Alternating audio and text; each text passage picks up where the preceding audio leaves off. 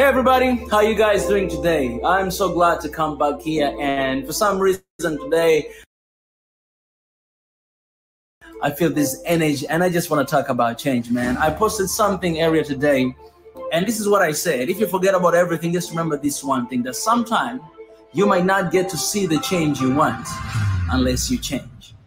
Insanity is doing the same thing while expecting a different result. You cannot see a different result if you keep doing the same thing. I was kind of like thinking about Africa and the things that we always talk about and we're struggling with. And you all guys know that it's a lot of them. We can talk about leadership, corruption, economic dependence, tribalism. We can talk about all those issues. There's so many things that we're struggling with. And maybe you might be tired hearing all these issues all the time, but you know, we have to talk about them. We have to address them. You know what I'm saying?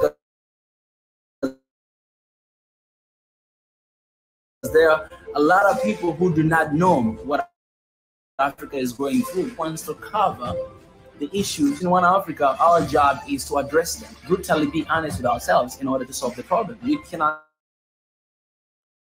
solve the issue if you don't know the source and what the problem is. The change that we expect in our government, societies, and personal level, whatever the change you want to see, you have to know that you have to change.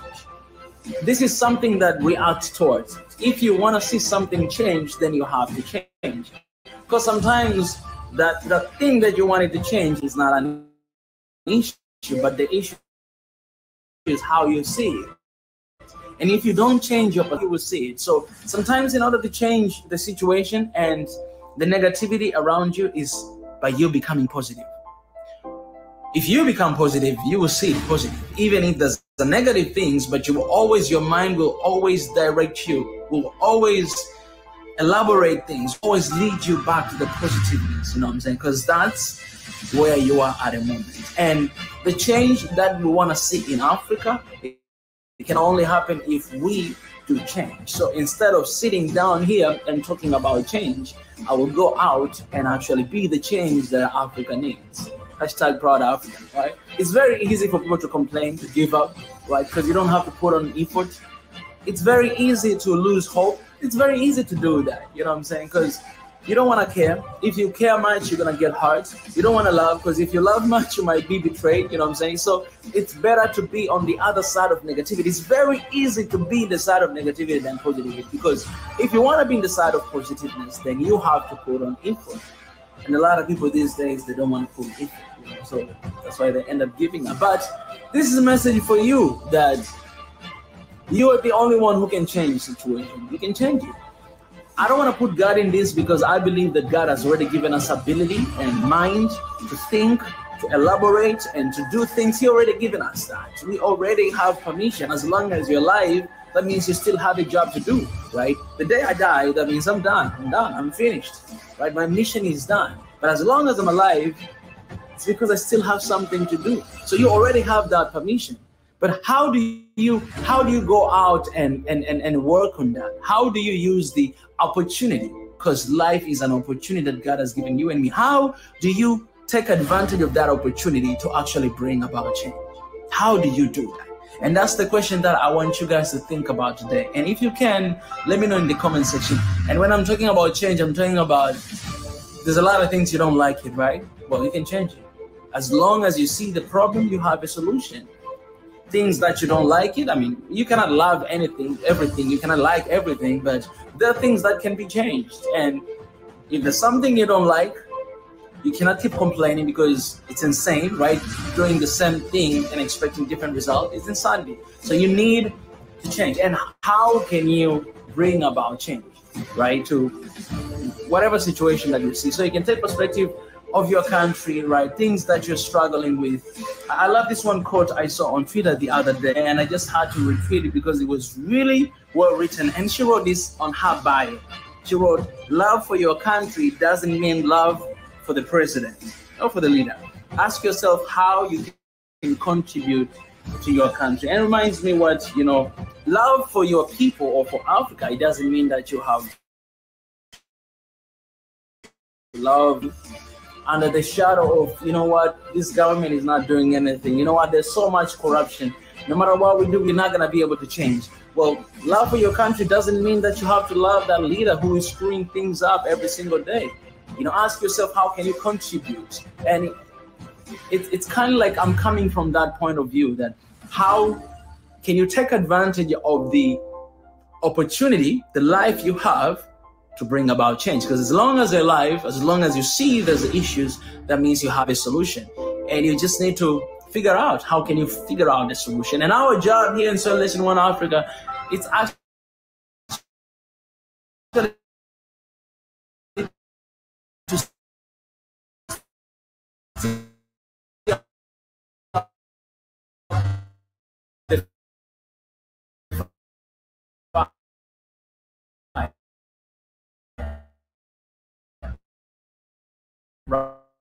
right.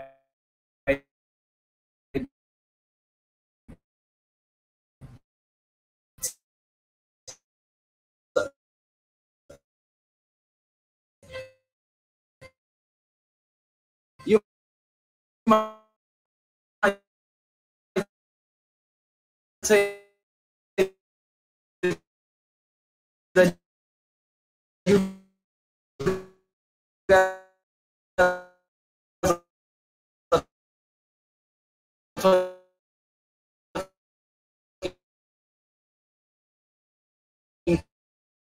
so much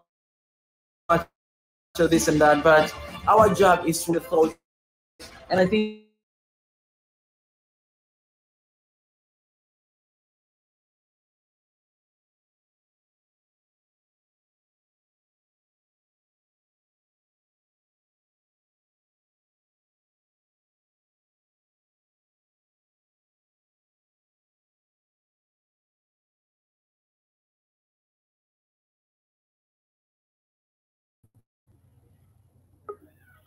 Yeah, welcome back. Hello, Africa. Yeah. Yes, hello Africa. Karibuni sana kwenye Swahili session. Ni muda mwingine tena tumekutana ndani ya Swahili session. Imekuwa ni wiki ndefu kidogo baada ya pilika za hapo na pale, lakini tumerejea tena kwa namshukuru Mungu, tumekutana tena kwa mara nyingine tukiwa ni wazima wa afya kabisa. Mungu ni mkuu, Mungu ni mwema kiukweli. Yamekuwepo mambo mengi sana ambayo yamepitia hapa katikati, lakini tunamshukuru Mungu tumerejea tena. Leo niko na mambo mengi sana. Niko na vitu vingi sana vya kushare na kila mtu hapa, wale member wote wa Swahili Nation au Swahili Session. Leo jamani, kwa wewe ambao unanifuatilia sasa hivi, yani ningependa usiondoke kabisa, kwa sababu vipo vitu vingi sana kwa siku ya leo ambao tunaenda kuvizungumza, ambao vitaenda kukujenga wewe au kuijenga Afrika kiujumla, mimi na wewe pia. Na pia zipo kampeni tofauti, change to change, proud of Africa, pia nazo tutazungumzia, na tutakuwa na watu pia hapo ambao watakuwa wanazungumzia mada ya leo. Kwa bila kwenda mbali, naomba nifungue kipindi kwa maombi. Baada ya hapo tutaendelea. Baba Mungu ketia mahali juu mbinguni, nasema ni asante kwa wema wako na fadhili zako. Asante kwa wiki zima. Ni wakati mwingine tena tunakutana ndani ya Swahili Nation au Swahili Session, sehemu pekee ambapo tunazungumza lugha ya Kiswahili. Na kuomba Mwenyezi Mungu pamoja nasi, utuongoze mwanzo hadi mwisho. Naomba nikiamini ni katika jina la Yesu Kristo. Amen. Tumerudi. Isabera na kuona hapo. Adija na kuona hapo. Muda si mrefu tutaungana, lakini sasa hivi ngoja tupashane kidogo. Tuko na kampeni ya ku-fundraising. Swahili Nation inataka kuwa na ofisi zake kabisa rasmi. Sasa ofisi hizo zitakuwepo hapa Tanzania, Dar es Salaam, na pia kuna fundraising ambayo inaendelea. Nione kama naweza nikashare hapa. Let me see if I can do it.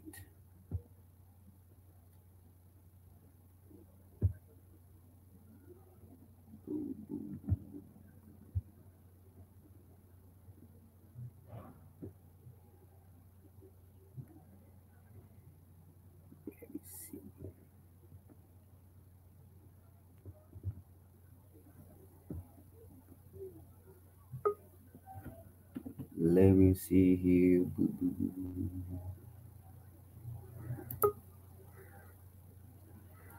Yeah. Hii hapa website yetu. Nakataa kufunguka vizuri. Hapa. Sijui shida ni nini.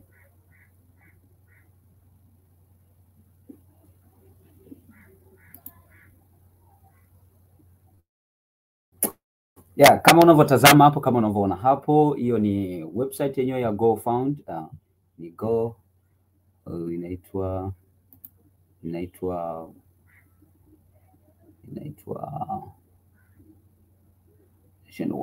Swahili Nation One Africa Funding. Swahili Nation One Africa Funding. Kwa hiyo jamani, katika show yangu ya leo naomba watu msiniangushe, for real. Mchango wako ni jambo la msingi sana. Tuna yani pasipo nyinyi ambao mnatufuatilia sasa hivi, pasipo nyinyi member wa Swahili Nation, hii kitu haiwezi kufanikiwa. Kwa hiyo ndio hiyo hapo GoFundLizing, na donate kiasi cha pesa chochote kile ulicho nacho. Kiasi cha pesa ambacho kinahitajika ni target iko katika euro 25,000 ya 25,000, lakini mpaka sasa hivi mshafikishia euro 1,560. Ya euro 1,560. Hiyo hapo, hicho kiasi chote cha pesa ni kwa ajili ya ofisi ambao ni headquarters ambazo zitakuwepo hapa Dar es Salaam, na pia vifaa vya studio na designing, vyote kwa ajili ya kiasi chote hicho cha pesa. Kwa hiyo baada ya hapo utakuwa umefanya jambo nzuri sana, na Mungu akubariki. Yeah, welcome guys to the show. Ngoja leo niwapandishe watu wangu mapema. Leo tutakuwa na topic. Leo tutaenda kuzungumzia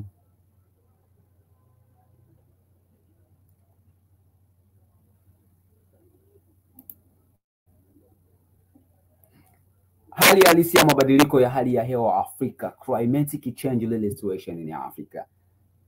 Man, leo this is so beautiful. Hii hapa ni nzuri, sijapata kuona. Hali halisi ya mabadiliko ya hali ya hewa Afrika, climatic change situation in Africa. Hali ya hewa Afrika ipo vipi? Kuna maswali mengi sana tunaenda kujiuliza. Mabadiliko ya hali ya hewa kiujumla yapo vipi ndani ya bara la Afrika? Wewe una mchango gani? Wewe unataka kusema nini? Wewe unaona nini juu ya mabadiliko ya hali ya hewa? Nini kifanyike? Ni kitu gani ambacho kimebadilika? Madhara yake ni yapi panapokuwepo na mabadiliko ya hali ya hewa? Endelea kukaa hapo. Leo tutanyamua kimoja baada ya kingine. Pasipo kusahau kwamba kuna fundraising hapo ya Swahili Nation One Africa ya kudonate. Target ni kufikia euro 25,000, lakini mpaka sasa hivi tumeshafikisha euro 1,560.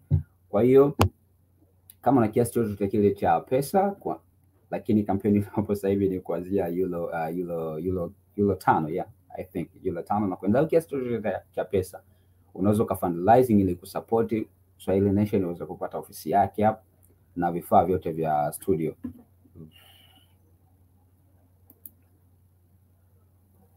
Isabella. Yes. Isabella Msafiri. Khadija. Hello.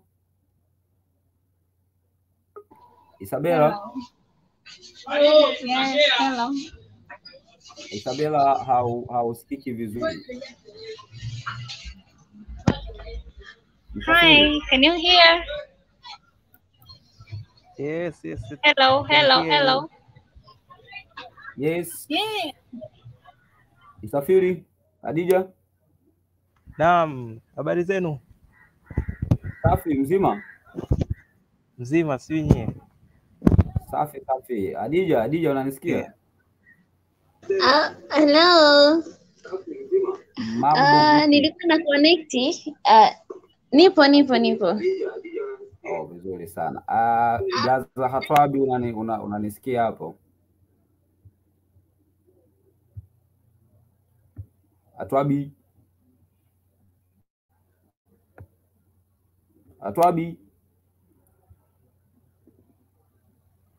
Hello, Atwabi. Okay, fine. Isabella, unatusikia? Yes, nasikia. Ya, vizuri sana. Nadhani nyinyi wote mko aware na hii Swahili Nation, Swahili Nation One Africa Fundraising. Mmeshasikia lakini au ndo mnasikia sasa hivi? Mkwashasikia hiyo Swahili Nation One Africa Fundraising? Ndio, tumeshasikia na of course tunaona mitiko wa watu wanajitahidi kufanya. Of course naisi hadi sisi pia ni hadi tumesikia, nimeusikia toka siku ya kwanza ambao una share, niliona ilianza euro 0, sasa hivi imefika euro 1000. Kwa hiyo unaona kabisa funding inaenda vizuri. Adija, wewe hii Swahili Nation One Africa Fundraising, na wewe ulikuwa ushaisikia au ndo unaisikia sasa hivi?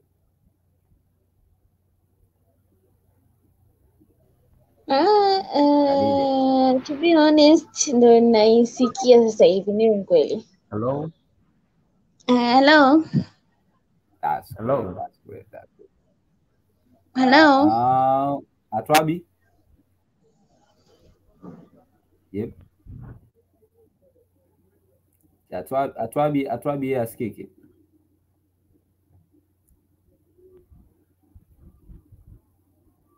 Atwabi. Okay. Kwa hiyo guys, Swahili Nation One Africa Fundraising. Swahili Nation One Africa Fundraising ni campaign. It's just a campaign ya kuambia watu jamani wachangie, kwa sababu Swahili Nation inataka kuanzisha ofisi zake hapa kabisa Dar es Salaam, na baada ya kuanzisha ofisi zake, oh man, kuna mgeni hapa Latifa. Okay, that's great. Kwa hiyo baada ya kuanzisha ofisi zake, ofisi zitakuwepo hapa kama headquarter, na kiasi chochote cha pesa kitaenda kwa kununua vifaa vya studio, computer, mic, PC, lighting. Hivyo yote vitakuwa ni vifaa ambavyo vitakuwa vinapatikana ndani ya hiyo studio, na hiyo studio ita simplify mambo mengi sana ambayo yatakuwa yanafanywa na Swahili Nation One Africa. Kwa hiyo ni kampeni ambayo inahimiza au inaomba watu waendelee kufundraising. Mpaka sasa hivi ndio inaendelea kuendelea kuchangia hicho kiasi cha pesa. Target ni kufikia euro 25,000, na kama mnavyoona mpaka sasa hivi hapa tumeshafikisha euro 1,560. Kwa hiyo guys, hicho kiasi chote cha pesa euro 1,560 ni kiasi cha pesa ambacho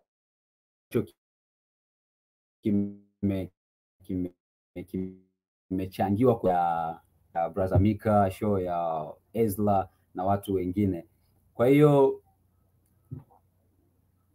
leo ni show yangu. Kwa hiyo ningeomba jamani watu wajitokeze. Najua kuna watu wanatufuatilia mpaka sasa hivi. Mjitokeze, mchangie kiasi chochote kile mlichonacho cha pesa ili kuendelea kufundraising hii kampeni ambayo inaendelea mpaka sasa hivi. Itakuwa ni jambo zuri sana nikiona na mimi leo namaliza show yangu alafu kuna mtu amechangia. Itapendeza sana. Najua watu ambao wanatufuatilia ni waelewa zaidi na watafanya hivyo.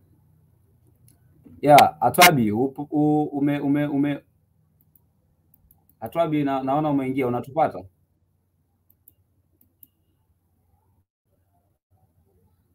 Brother Atwabi.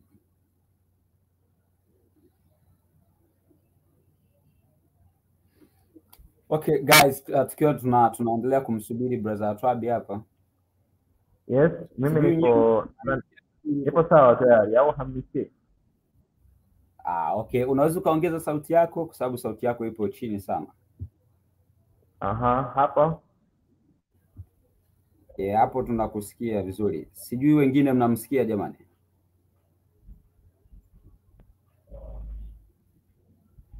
Hapo mnanisikia vizuri? Hapo nakusikia ndugu yangu.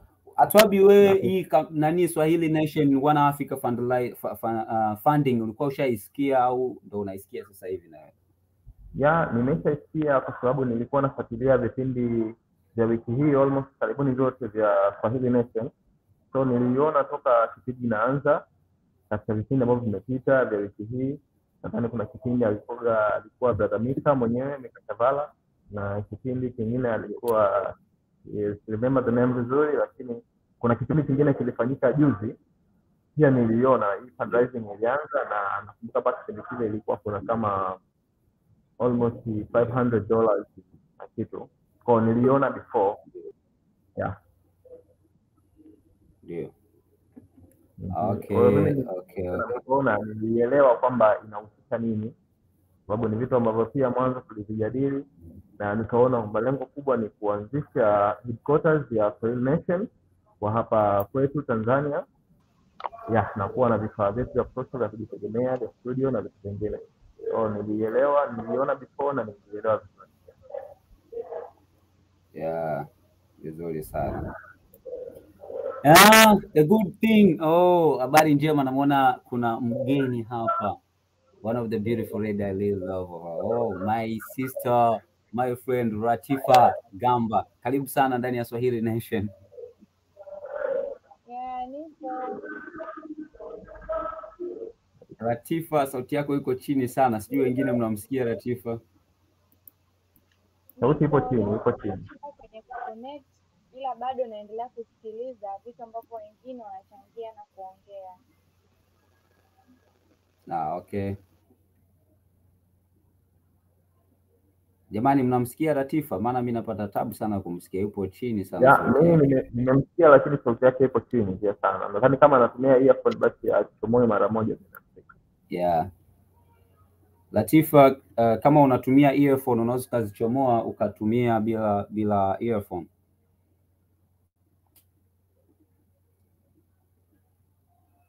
Latifa, unatusikia?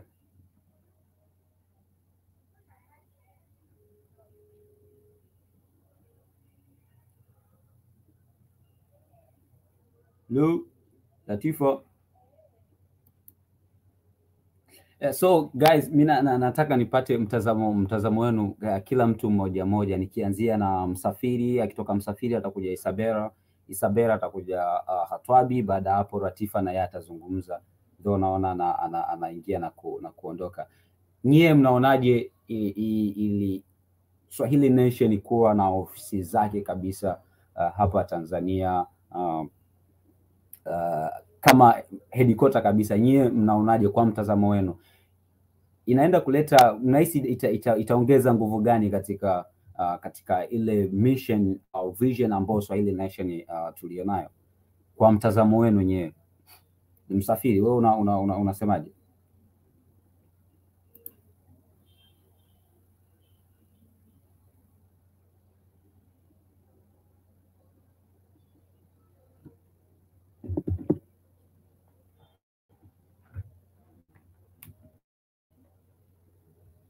Msafiri.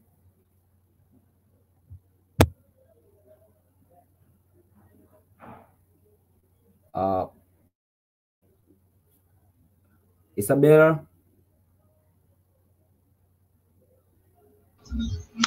Nanisikia? Unaweza ukajibu hiyo? Hapo tunakusikia. Nanisikia? Yeah.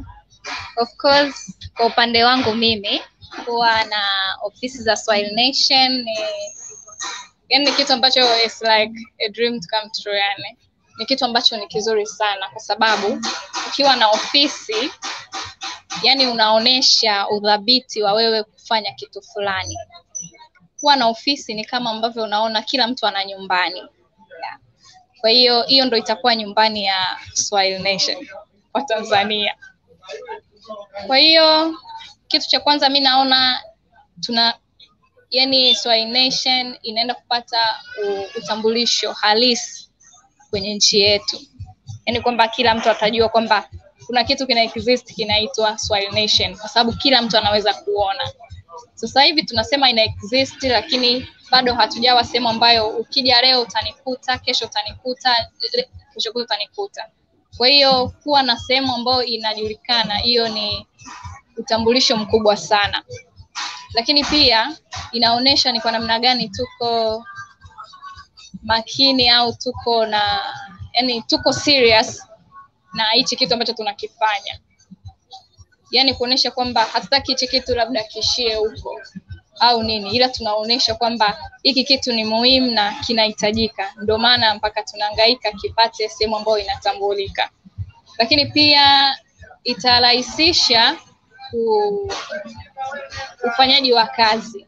Yani kazi ambazo zinafanywa na Swahili Nation zitakuwa zimerahisishwa kwa kiasi fulani kutokana na uwepo wa ofisi, kwa sababu mtu yoyote wakati wowote anaweza akafika ofisini, tofauti na sasa hivi. Unaweza ukawa na kitu lakini ikawa ni vigumu kupata sehemu ya kukiwasilisha kwa sababu ya ni wapi wanapatikana. Kwa hiyo ni sehemu muhimu ambayo itasaidia kurahisisha kazi na kufanya kazi ziendelee kuwa bora zaidi. Kwa hiyo ndo naweza kuongea kwa sasa. Na Twabi, wewe unasemaje?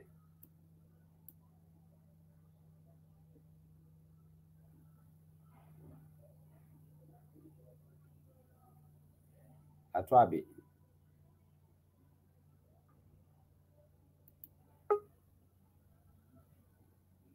Twabi.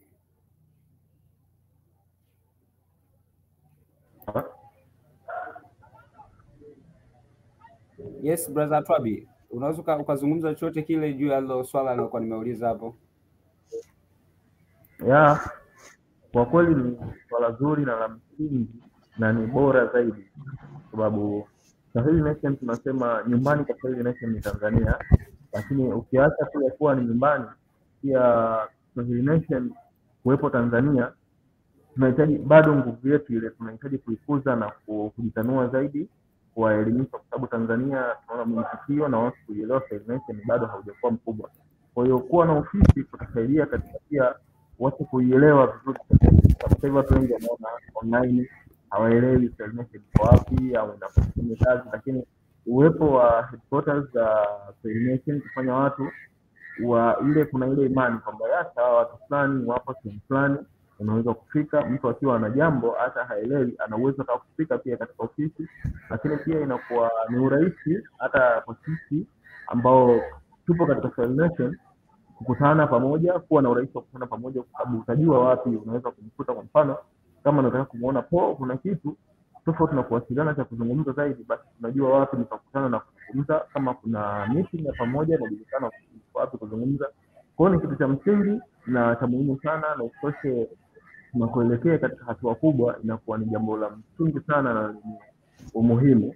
Kwa ufanyikaji wake tunaamini kwamba kabisa unaenda kubadilisha structure ya Swahili Nation hapa Tanzania, lakini pia hata nchi zingine wataanza sasa kuchukulia Swahili Nation Tanzania, kuiona kwamba tayari inakuwa katika hatua zile ambazo kubwa, kwa sababu kuna nchi tayari tulishaona zimetuacha katika Swahili Nation, japokuwa sisi ndio kama vile ni tunasema mother country wa hii Swahili Nation. Kwa hiyo kuunda kwetu kuwepo kwa ofisi za Swahili Nation especially hapa Tanzania, tunaona ni nafasi kubwa na ya kuonyesha ukubwa wetu kwamba Tanzania tunaweza na Swahili Nation ni ya kwetu, na sisi ndio nguvu yetu tutaipata kwenda sehemu nyingine. Kwa hiyo ni kitu kizuri na kitu kikubwa sana na ni cha umuhimu sana kufanyika.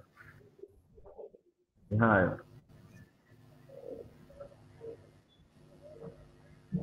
Kwako Paul?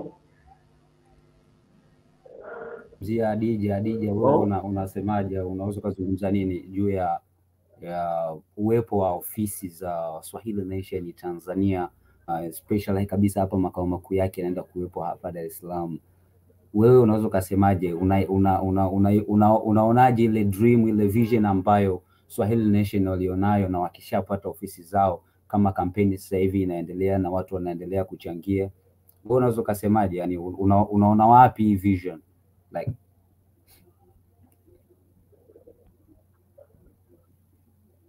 Hadija.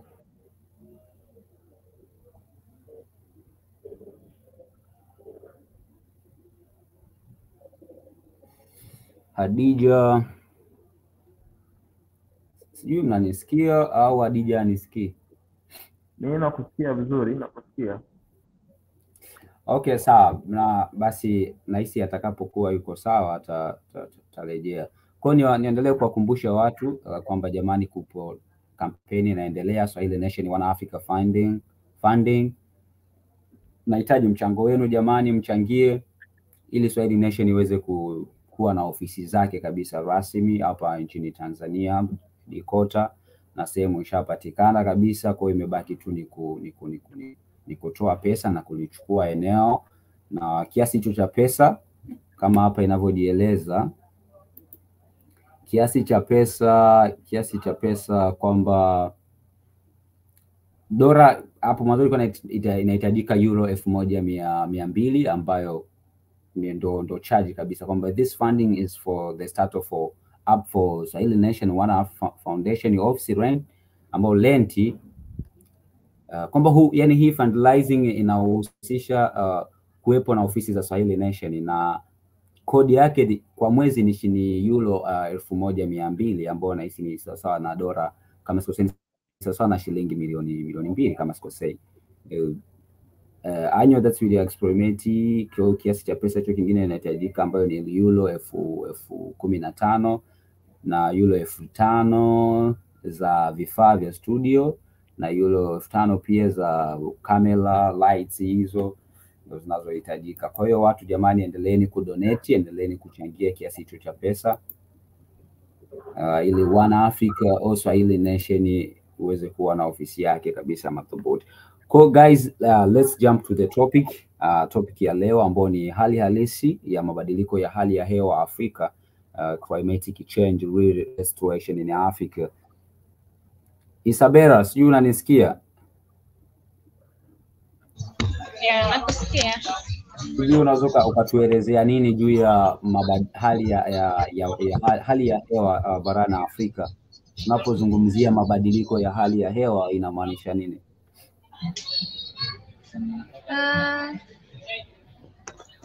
Mabadiliko ya hali ya hewa ni kitu ambacho ni kikubwa sana. Yeah. Tukisema mabadiliko ya hali ya hewa naweza nikasema ni neno ambalo limebeba vitu vingi sana.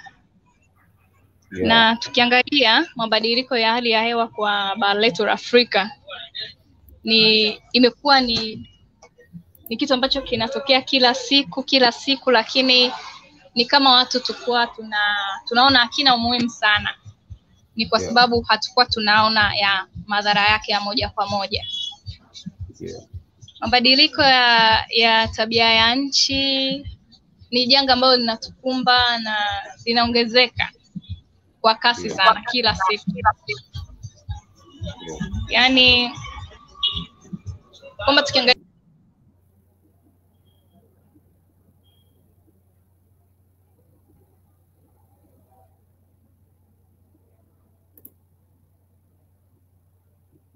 Sabera,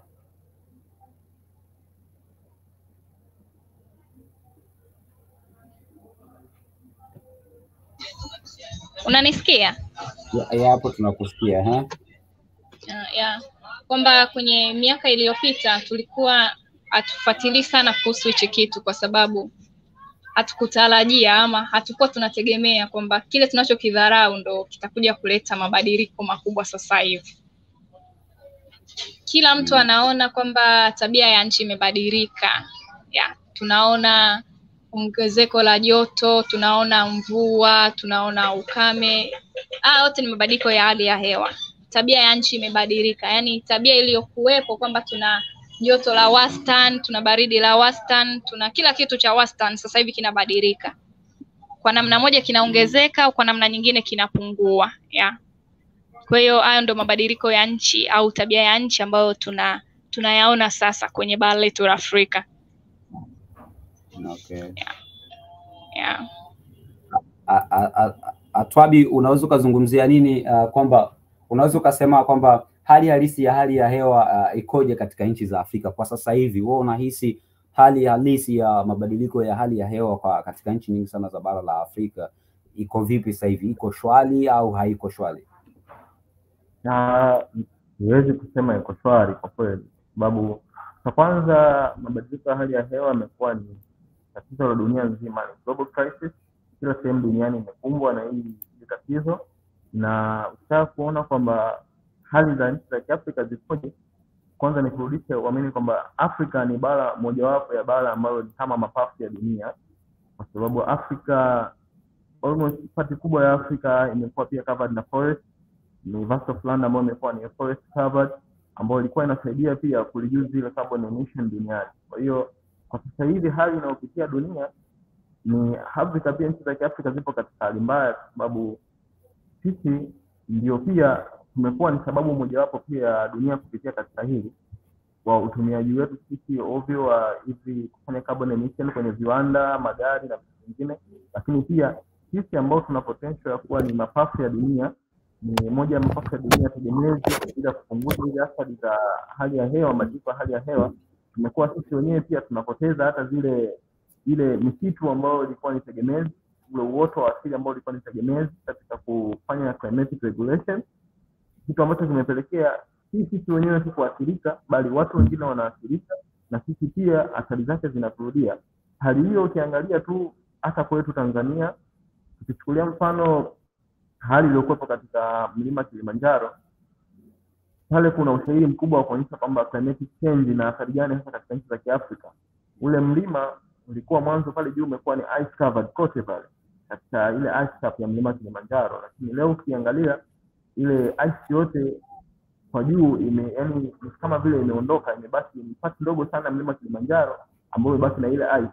Nenda Kongo, angalia kwenye Kongo Basin, ambayo Kongo Basin na ndio moja ya point ambayo inasadikika kuwa ni moja ya mapafu ya dunia baada ya Amazon. Lakini leo Kongo hiyo sehemu pia inaathirika kwa kiasi kikubwa na ukataji miti na shughuli zingine za kibinadamu ambazo zimepelekea sasa nchi zetu za Kiafrika pia ni kama vile tunakuwa ni wahanga wa hili janga la mabadiliko ya hali ya hewa. Na isitoshe sisi tunaathirika zaidi kwa sababu ya shughuli zetu pia nyingi ambazo tunazifanya zinategemea hali ya hewa ili kuzifanikisha hizo shughuli kama vile kilimo. Sasa swala hili limekuja na sisi wenyewe ni wahanga, alafu pia ni wasababishaji wa hili janga kutokea. Kitu ambacho naweza kusema kwa nchi za Kiafrika ni nchi, yani huwezi kuexclude nchi fulani ya Afrika kwamba yenyewe haiathiriki na mabadiliko ya hali ya hewa, au wao mabadiliko ya hali ya hewa hayajawakuta negative.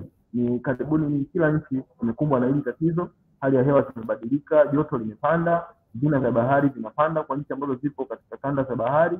Huko kwingine ambapo kuna barafu linayeyuka, kule jangwani joto linapanda zaidi, hali inakuwa ngumu. Kwa hiyo kwa nchi za Kiafrika bado hali ya mabadiliko hali ya hewa yametuathiri na kwa kiasi kikubwa, especially kuzingatia shughuli zetu. Mtazamo wangu kwa upande wetu wa Afrika ni huo, na naamini kwamba hakuna nchi ambayo haipo kwenye hatari ya hili janga. Kila nchi ipo katika hatari.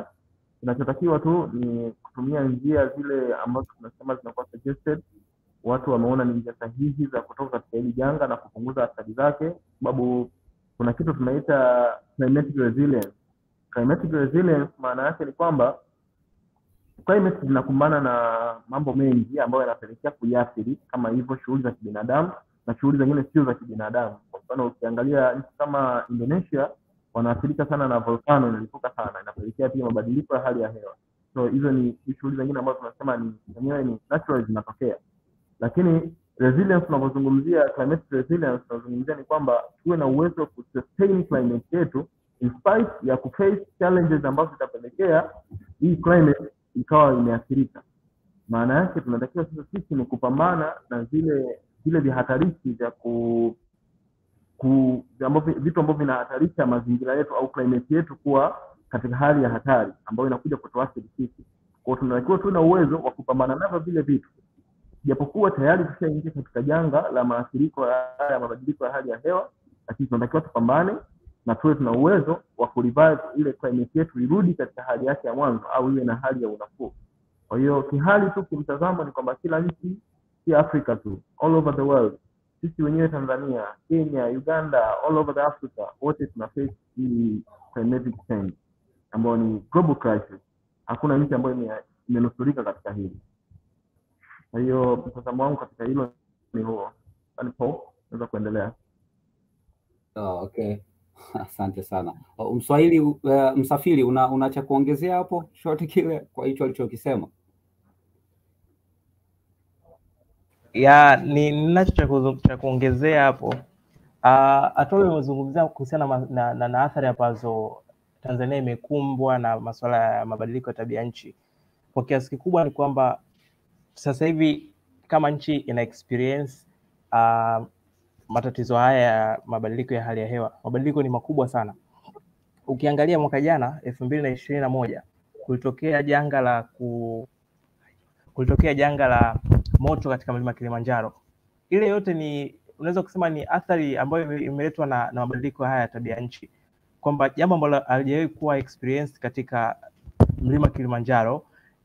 Tunaonaga moto ukitokea katika mataifa kama ya Australia, kule California, pia Marekani na mataifa mengine mabara tofauti na pia tofauti na Tanzania ilipo. Kwa hiyo unaweza ukaona namna gani sasa ambavyo tunaathirika na mabadiliko haya ya tabia nchi. Ukija kwenye swala lingine, tunakuja kuona kwamba mabadiliko ya tabia nchi yanakumba pakubwa sana bara la Afrika. Kwa sababu bara la Afrika 80% mpaka 90% inategemea sana chakula. Ni watu wengi wa Afrika ni wakulima, na pale ambapo climate change, mabadiliko ya tabia nchi yanaathiri moja kwa moja mazingira, na anapoathiri ardhi, anapoathiri kila kitu ambacho kinategemewa na Muafrika, basi moja kwa moja kuna majanga mengine makubwa zaidi yanakuja kujengeka, yanaweza yakafikika na kuletwa na mabadiliko haya. Tuchukulie mfano, katika kipindi cha miaka miwili iliyopita kulikuwa na masuala ya kukosa mvua hata nchini Tanzania.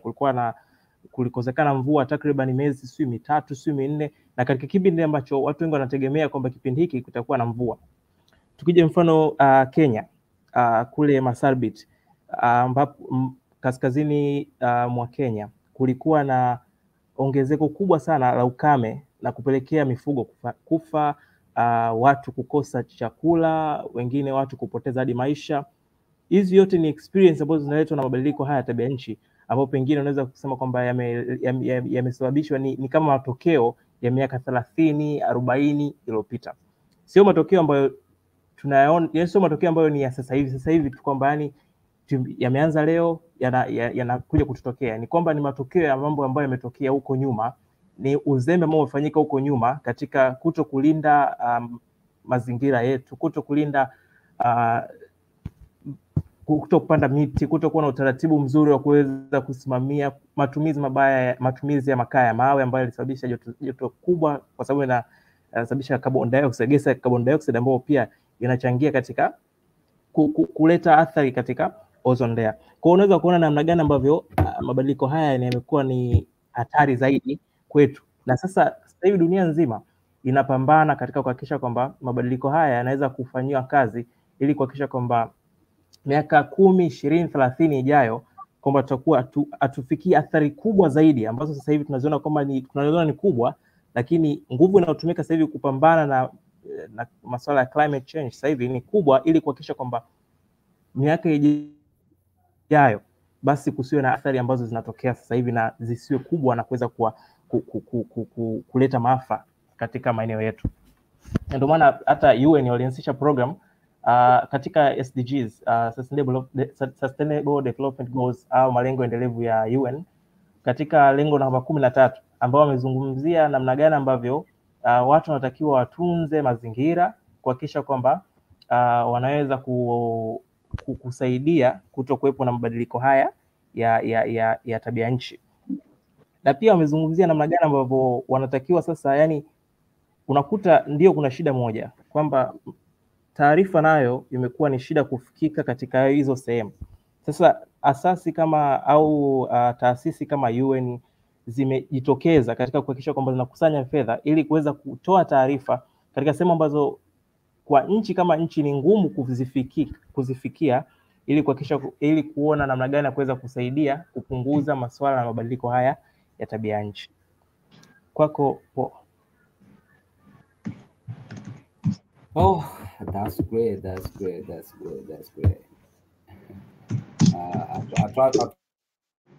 try umeketcha kitu hapo ambacho tunaweza kuongezea kwa hicho msafiri kusema.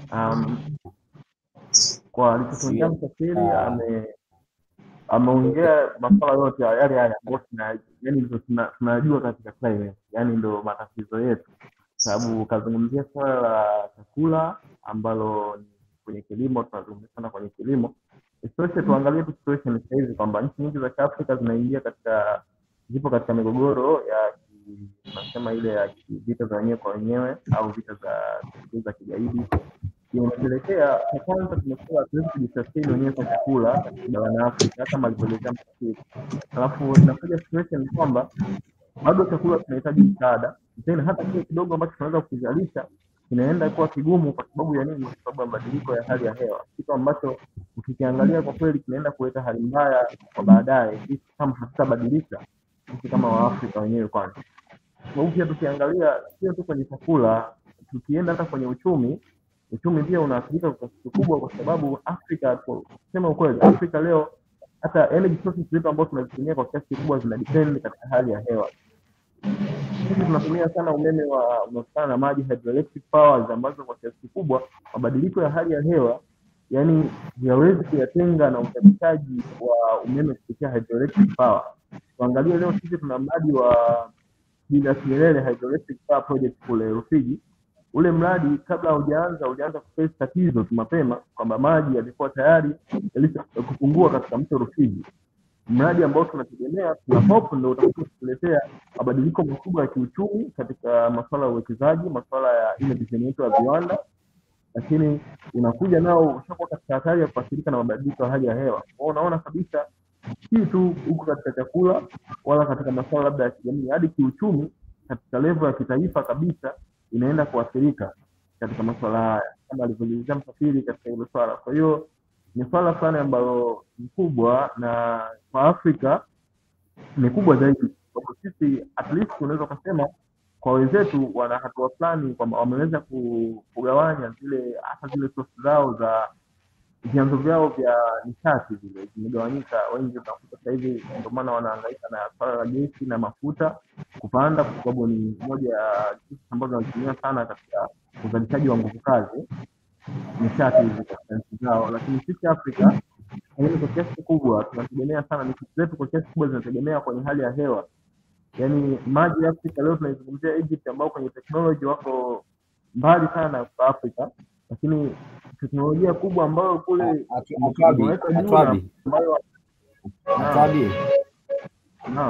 samani naona kuna mtu amezungumza kitu hapa, alafu naona na mimi ndio kitu ambacho nakisikia sasa hivi. Amesema ni kama kuna hitilafu ya kipaza sauti ya mwelekezi wa kipindi au program. Bila shaka sauti yako kama vile inaenda na scratch, inagoma, inarudi, inagoma, inarudi. Kwa hiyo it's better labda kama upo unatumia earphone unaweza kuzitoa au ukatafuta namna ya kuswitch sauti yako iweze kusikika vizuri. Sawa. Nadhani hapa nasikika vizuri. Unaweza kudisconnect kabisa.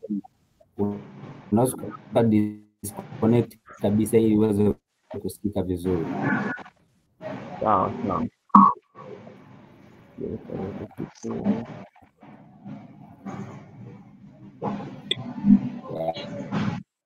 Hapo unaweza ukaendelea.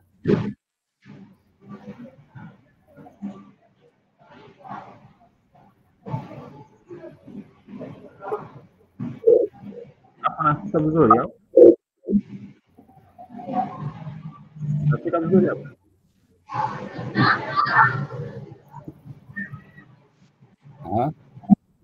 Nasikika. Bado sauti yako Hello.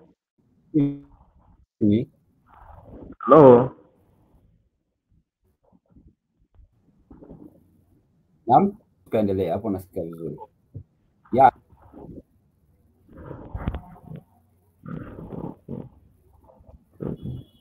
Halo? Twabi, unasikika vizuri, endelea. Ya, endelea. Halo? Halo? Nasikika vizuri hapo? Ya, Aha, hapo sawa. unasikika vizuri sana. Unaweza ukaendelea. Yes. Ya. Nasikika nadhani vizuri. Kwa hiyo nilikuwa nazungumzia kwamba ni issue kubwa kama alivyozungumza. Ya, hapo unasikika vizuri hapo.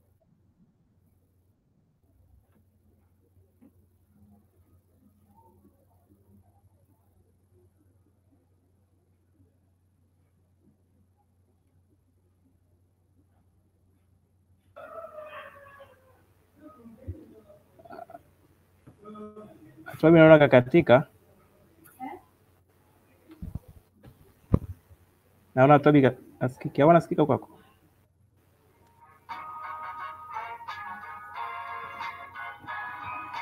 Kuna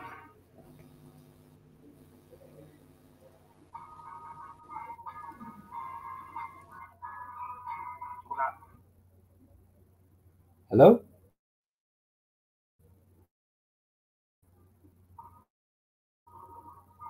ya nakusikia.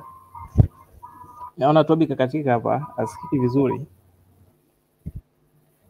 Mimi nilikuwa nataka niongezee Okay. kwenye upande ambao kumekuwa na mabadiliko ya tabia nchi yamesababisha kupungua na kuongezeka kwa mvua ambazo hazijatarajiwa, ambazo pengine Kwanza zinaonekana kuathiri Msafiri. Naam. Ningependa kwanza Ndio. tujue kwanza sababu ambazo zinapelekea kuwepo kwa mabadiliko haya ya hali ya hewa katika nchi nyingi sana za Afrika. Kabla tujaenda katika madhara yake, tujue kwanza tathmini. Je, zamani ilikuwaje? Mabadiliko ya hali ya hewa yalikuwaje, na kwa sasa hivi je, yapo vipi? Baada ya hapo ndo tuingie katika madhara yake. Utueleze kama unaweza ukazungumzia juu ya swala kwamba sababu kubwa unahisi ni sababu zipi zinazopelekea kuwepo kwa mabadiliko ya hali ya hewa kwa kiasi kikubwa katika nchi nyingi sana za Afrika. Okay, sawa. Tunaweza kusema miaka ya nyuma huko hatukuwepo wote, unajua hapo. So lakini tunaweza kusema pia ni elimu. Tulikuwa hatuna, watu wetu wa nyuma huko walikuwa hawana elimu ya kutosha kuhusiana na masuala ya mabadiliko ya hali ya hewa, mabadiliko ya tabia nchi, kama yanaweza yakatokea, yanaweza yakasababisha maafa. Lakini tulikuwa tunajua, walikuwa labda wanafahamu vipindi, kuna vipindi fulani, kuna masika, kuna kipupwe, kuna vipindi vyote walikuwa wanavifahamu vizuri tu. Lakini sasa shida inakuja ni kwamba nchi zinataka mabadiliko. Mabadiliko, mojawapo mabadiliko ni nchi lazima ziwe na viwanda ili ziweze kujenga uchumi. Sasa katika vyote hivyo ambavyo tunataka tuviweke, hatuwezi kujua kama vilikuwa vina athari baadaye, kwamba air pollution itakao kutokea, kwamba ina athari kubwa sana kuongeza joto katika anga la dunia, na pia matumizi ya coal. Watu walikuwa wajui, kwa sababu treni za zamani treni za mkoloni za mwanzo kabisa walikuwa wanatumia coal katika kuziendesha treni hizo. Sasa kama zimetumika miaka 70 na kitu, kwa sababu tuseme kwa mfano Tanganyika pekee imeweza kutawaliwa na labda na tuseme na nani na imetawaliwa kwa miaka 76 hapo. Kwa kipindi chote hiko treni imekuwa ikitumika na imekuwa ikitumia coal tuseme kwa kipindi cha miaka 76. Lakini ni kwamba ilikuwa teknolojia ambayo inapatikana kwa kipindi hicho, na watu walikuwa wanaona kabisa ni njia rahisi na njia pekee ambayo inaweza kusaidia kuweza kuhakikisha kwamba tunafikisha watu wetu katika sehemu moja sehemu nyingine kwa njia ya usafirishaji. Lakini sasa watu labda walikuwa hawajafahamu kwamba hii ina athari kubwa sana hapo baadaye, kwamba ndio inaweza kuleta mabadiliko haya ya tabia nchi. Na pengine kitu kingine ni uzembe. tumekuwa na tuseme ni uzembe ambao ni wa kila raia ambao pia tumekuwa tukifanya mpaka sasa hivi. Hatuna ule utaratibu wa kuweza kupanda mti. Kumekuwa na kampeni miaka 6 mitano iliyopita, kulikuwa na kampeni ya kata mti panda mti, unakumbuka po? Na pia sasa angalia kipindi nyuma, kwa nini kampeni imekuja miaka 40 baadaye? Ni kwamba wamekuja kugundua kumbe kuna athari kubwa sasa inaweza kutokea ya mabadiliko ya tabia nchi. Kwa hiyo sasa nchi zetu zinaendelea na zinataka mabadiliko ya kimaendeleo katika masuala ya ujenzi, infrastructure, katika kilimo na sehemu nyingine tofauti tofauti. Sasa watu wanapokuja labda tuseme kujenga miji nini, lazima utatakiwa uondoe kitu ambacho kiko pale. Kwa mfano unaondoa labda miti, unaiondoa ili ujenge ghorofa. Lakini athari zake ni kwamba baadaye hilo eneo litaongezeka kuwa na joto, kwa sababu ya mvua haitonyesha kwa wakati, kwa sababu tunategemea, kwa sababu wanasema mvua pia inategemea miti, inategemea bahari, inategemea vitu vingi tu ili iweze kunyesha. Sasa kama hivyo vitu vyote vimeondolewa, ni sawa sana kusema kwamba athari itakayokuja ni kubwa. Kitu kingine, hatuna mipango miji ya maeneo mengi ambayo tunaishi. Tuchukue mfano tu, kumekuwa kutokea mafuriko miaka ya nyuma katika maeneo yale ya hapa Jangwani nini, katika ule mto Msimbazi. Kwa nini sasa watu wanaenda kujenga pale, kujenga katika eneo pembezoni na mto, na bila kujua kwamba athari itakayokuja kuletwa hapa ni kwamba hao watu wote wanaweza kusombwa na huo mto, kwa sababu kina cha maji kitaongezeka, na watu wao wanaishi hapo ambao walikuwa wajua labda kuna athari kubwa kama zitatokea.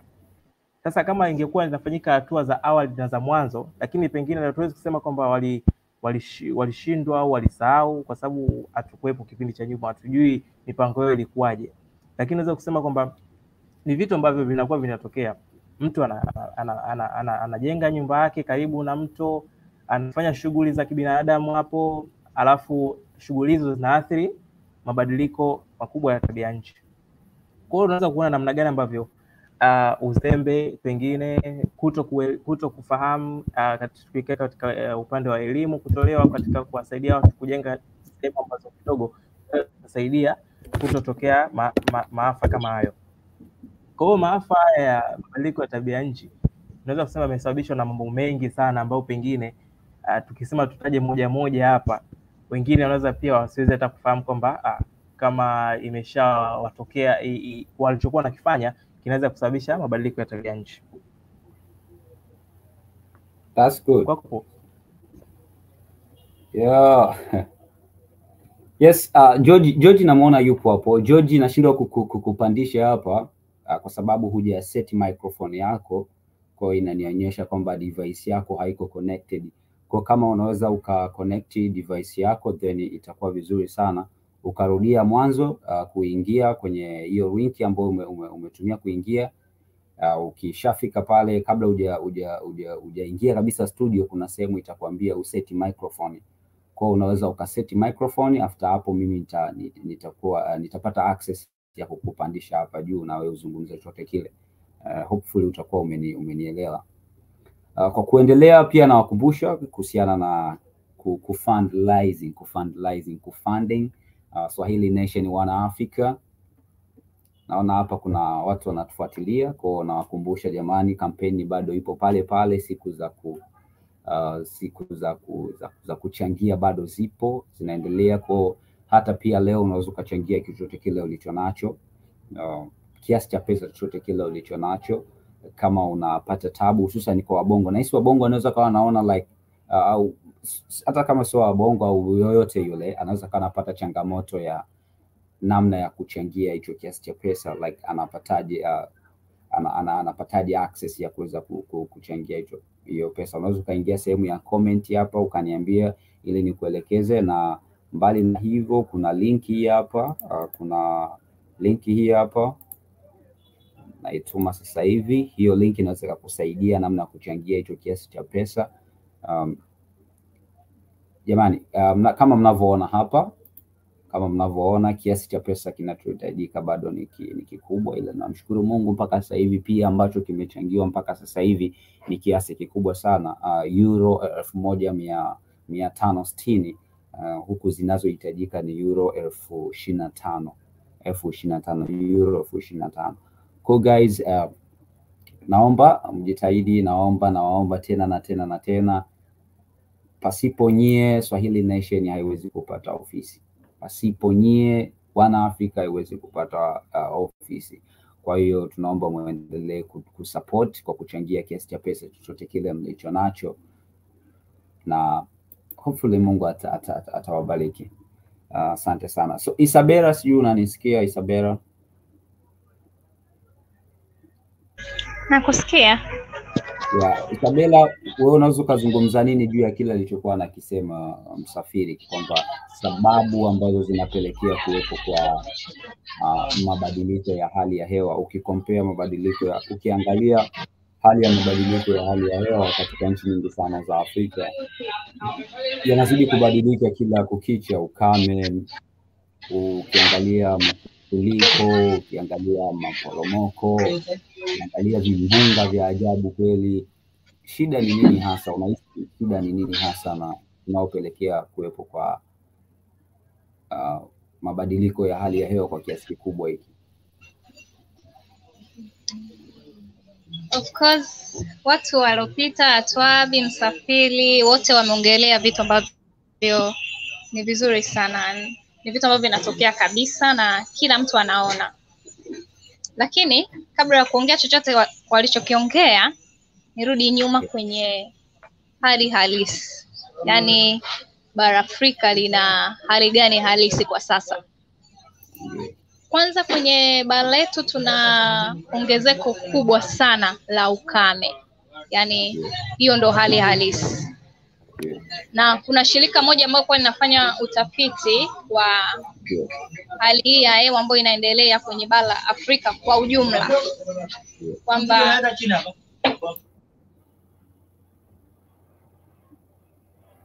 nanisikia? Ya, nakusikiliza.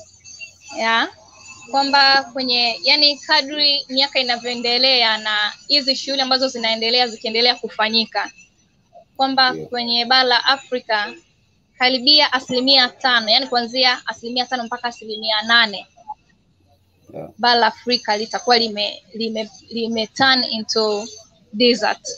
Yani litakuwa limebadilika kuelekea kwenye hali ya ukame. 5% mpaka 8% ya bara zima la Afrika. Ukiangalia hiyo ni 1% kubwa sana, kwa sababu ukiangalia si Afrika hatuna sehemu nyingi ambazo ni kame. Unaangalia ni kwa namna gani mabadiliko ni magumu, yani ni makubwa sana na ni hatari mno. 5% mpaka 8% ni 1% ambayo ni kubwa. Kwa hiyo imeonyeshwa kwamba kuanzia sasa, yani kuanzia mwaka jana mpaka labda ikiwezekana 2080, yani 2080, kama hii hali ya hewa inayoendelea, mazingira yanavyoendelea kuchukuliwa, shughuli zinazoendelea na kila kitu, basi tutakuwa tuna hali halisi kabisa ya namna hii. Kwa hiyo hiyo ndo hali halisi kwa sasa, kwamba tuna hali ambayo ni ngumu, hali ambayo ni tata, yani hali ambayo haihitaji tuendelee kuwa wazembe, haihitaji tuendelee kufikiria kwamba tutafanya kesho, ila inabidi tufanye sasa mabadiliko mazingira yetu pia. Nikirudi kwenye vitu ambavyo walikuwa wanaongea wenzangu, ni mabadiliko yaliyopo na hali ya zamani. Kama nilivyosema, hali halisi ndo kama hivi. Tuna hali ya ukame, na kitu kikubwa kwenye hali ya hewa au mabadiliko ya tabia ya nchi, bara zima la Afrika, kila nchi, kila sehemu yoyote ile ina experience mabadiliko haya. Lakini tunatofautiana kulingana na hewa au nisemaje, kulingana na anga. Yani anga imetunza nini kulingana na vitu sisi ambavyo tunailisha. Kwa sababu kama viwanda vipo Tanzania nitakuwa affected na jirani yangu atakuwa affected, lakini atakuwa affected less kulingana na mimi ambaye nina viwanda kabisa. Kwa hiyo unaweza kukuta labda Afrika tuna viwanda kwenye nchi labda 40, lakini ukakuta nchi labda zote 60 au nchi zote ngapi zinaathiriwa. Ni kwa sababu wote tuna share anga moja, yani wote tuko chini ya anga moja. Kwa hiyo yale madhara, kila lile anga lina share kila kitu ambacho kinakuja kwenye lile anga. Kwa hiyo mabadiliko yaliyopo ni kwamba yanatukumba sisi wote, yani bara la Afrika lote ni muhanga, yani bara Afrika lote linapata matatizo kulingana na mabadiliko. Okay. Na zamani kulikuwa kuna hali ya hewa ambayo si mbaya sana, au tabia ya nchi haikuwa mbaya sana kama sasa hivi. Sasa hivi naweza nikasema ni mbaya sana kwa sababu tuna experience madhara ambayo yanaweza yakasababisha hadi kupoteza uhai. Yeah. Nikiangalia mabadiliko yaliyopo kwa sasa, si kwamba mabadiliko yamekuja jana, si kwamba haya mabadiliko yamesababishwa na kitu ambacho nimekifanya jana au juzi. Mabadiliko yaliyopo sasa ni matokeo ya miaka ya nyuma, miaka mingi sana ya nyuma. Yani kwamba kwenye mazingira, kama unakumbuka mwanzoni nilisema, yani miaka ya nyuma sisi tulichukulia kwamba yani haikuwa na maana sana sisi kufuatilia mambo ya hali ya hewa au tabia ya nchi, kwa sababu hatukuwa tunaona yale madhara kwa wakati ule. Hali ya hewa sio kama mimi nisipokula leo chakula baadaye nitahisi njaa, yani kwamba ni consecutively ni sasa hivi, baada ya sasa hivi nitahisi. Hapana. Kwenye mazingira ni kitu ambacho kinatengenezwa kutoka huko, kinaleta majibu leo. Kwa labda kitu ambacho kimetengenezwa na kizazi kile ndio tunaona matokeo yake leo. Kwa vile vile ambavyo sisi tutaendelea kuharibu mazingira, vizazi vyetu sisi vitapata madhara zaidi ya hapa tunayoyapata. Kwa ni kitu ambacho kinakutunzia kitu unachokifanya, alafu kinakulipa baadaye. Kwa mabadiliko yaliyopo exactly ni kitu ambacho kilikuwepo kinafanyika nyuma, na sisi wa sasa hivi tukakiongezea. Kwa sababu kama hicho kitu kilikuwa kinafanyika nyuma, labda kama hayo mazingira hayakutunzwa vizuri wakati wa nyuma, na sisi tulipofika wakati wetu tungekuwa tunayatunza vizuri, at least tungepunguza yale makali. Lakini ni kwa sababu mazingira yalishatengenezewa hali mbaya toka nyuma, lakini bado na sisi tukaendelea kutengeneza hali ambayo sio rafiki. Mabadiliko ya sasa hivi yaliyopo, naweza nikasema ni matatizo ambayo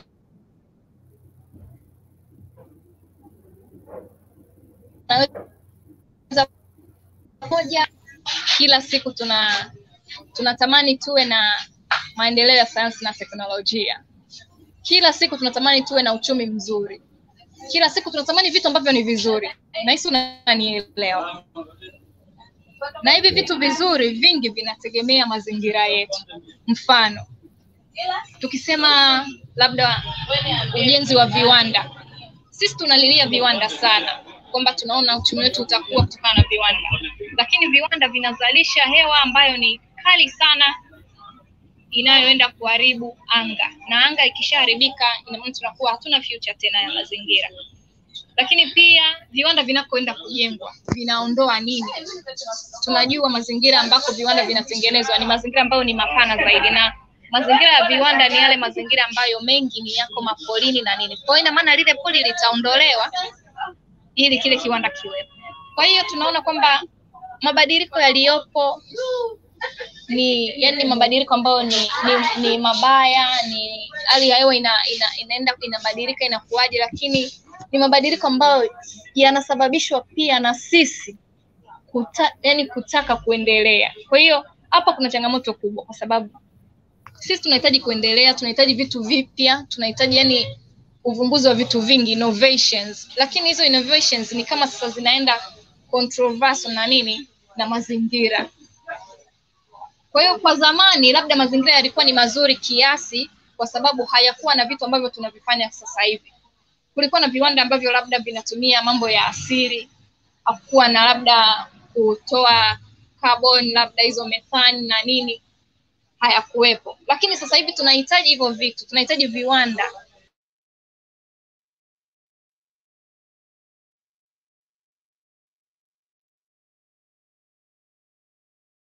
tunahitaji viwanda vya hizo product. Yapo na ni mabaya, lakini ni mabadiliko ambayo yanatokana na maendeleo yetu sisi.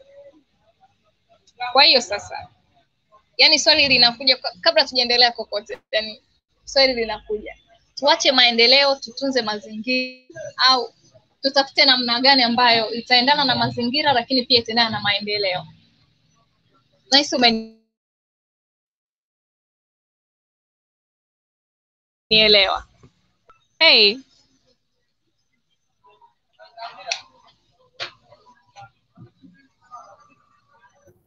Naam. Umenisikia? Au mtu yoyote anayesikiliza amenielewa?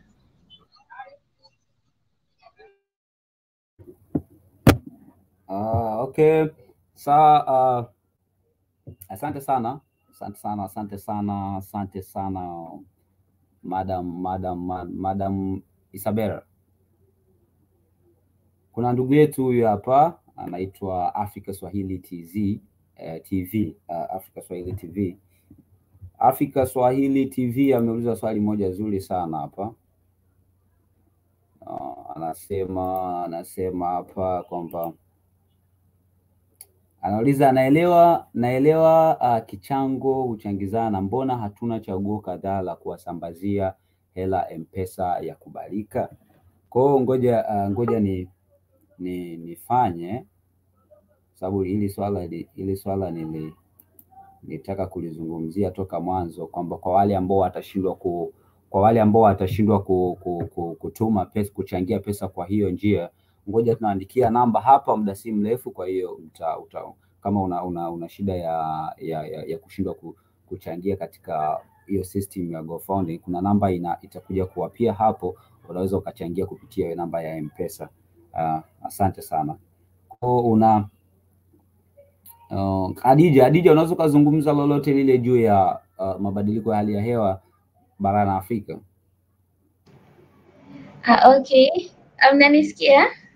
Ya, tunakusikia vizuri. Haya. Kwanza habari za jioni. Halafu leo naweza tu nikawish kwamba ni heri ya siku ya mtoto wa Afrika. Ukizungumzia kwa mada ya leo ya mabadiliko ya tabia nchi, hii ni mada ambayo ni pana sana.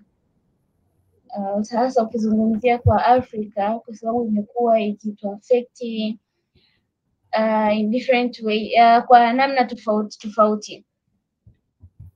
Sio tu kwa Afrika, lakini hili ni janga la dunia kwa ujumla, kama alivyokuwa anaelezea Isabella.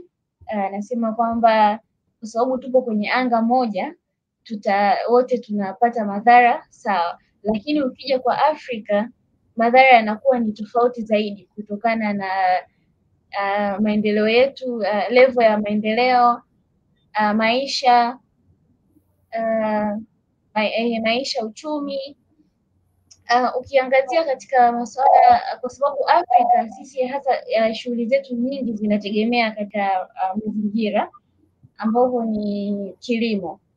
Kwa hiyo mabadiliko ya tabia nchi imekuwa ina affect Afrika kwa sehemu kubwa sana. Nimekuwa nikifuatilia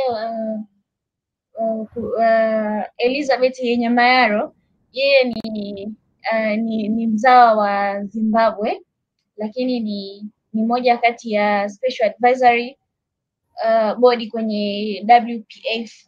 Alikuwa akifanya ziara ya nchi mbalimbali za Afrika. Alipofika kule Misri akakuta kwamba kijiji fulani, kutokana na hali ya asili ya ile eneo kwamba ni ukame, wakawa wanategemea kumwagilia kutoka kwenye River Nile. Wanamwagilia ili mazao yao yaendelee na maisha yao yaendelee. Lakini sasa kutokana na mabadiliko ya tabia nchi, mto wa River Nile umekuwa ukipungua maji kadri siku zinavyozidi kwenda, na hii inaonyesha kwamba ni mabadiliko ya tabia nchi.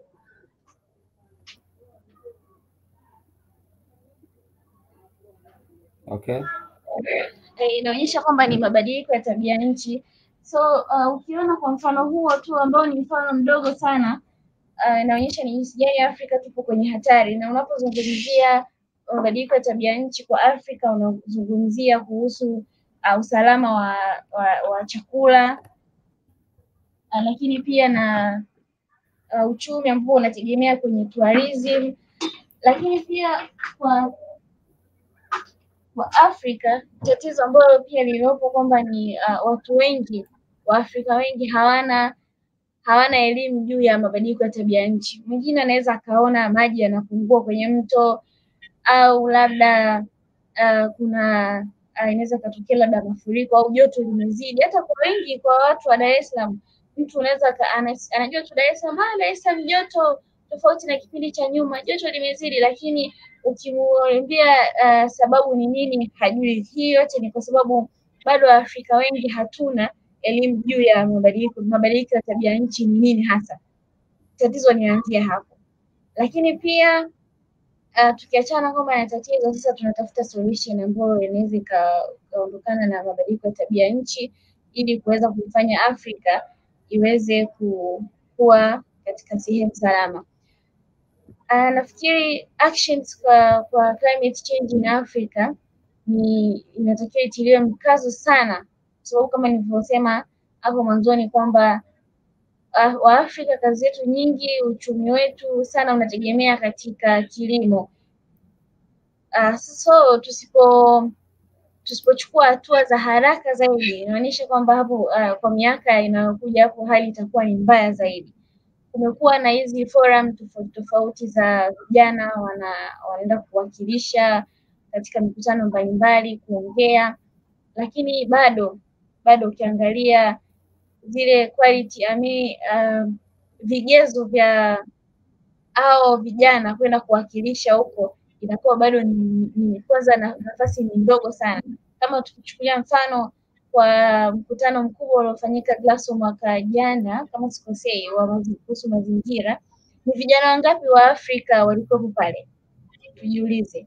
Na je, walipofika kule makubaliano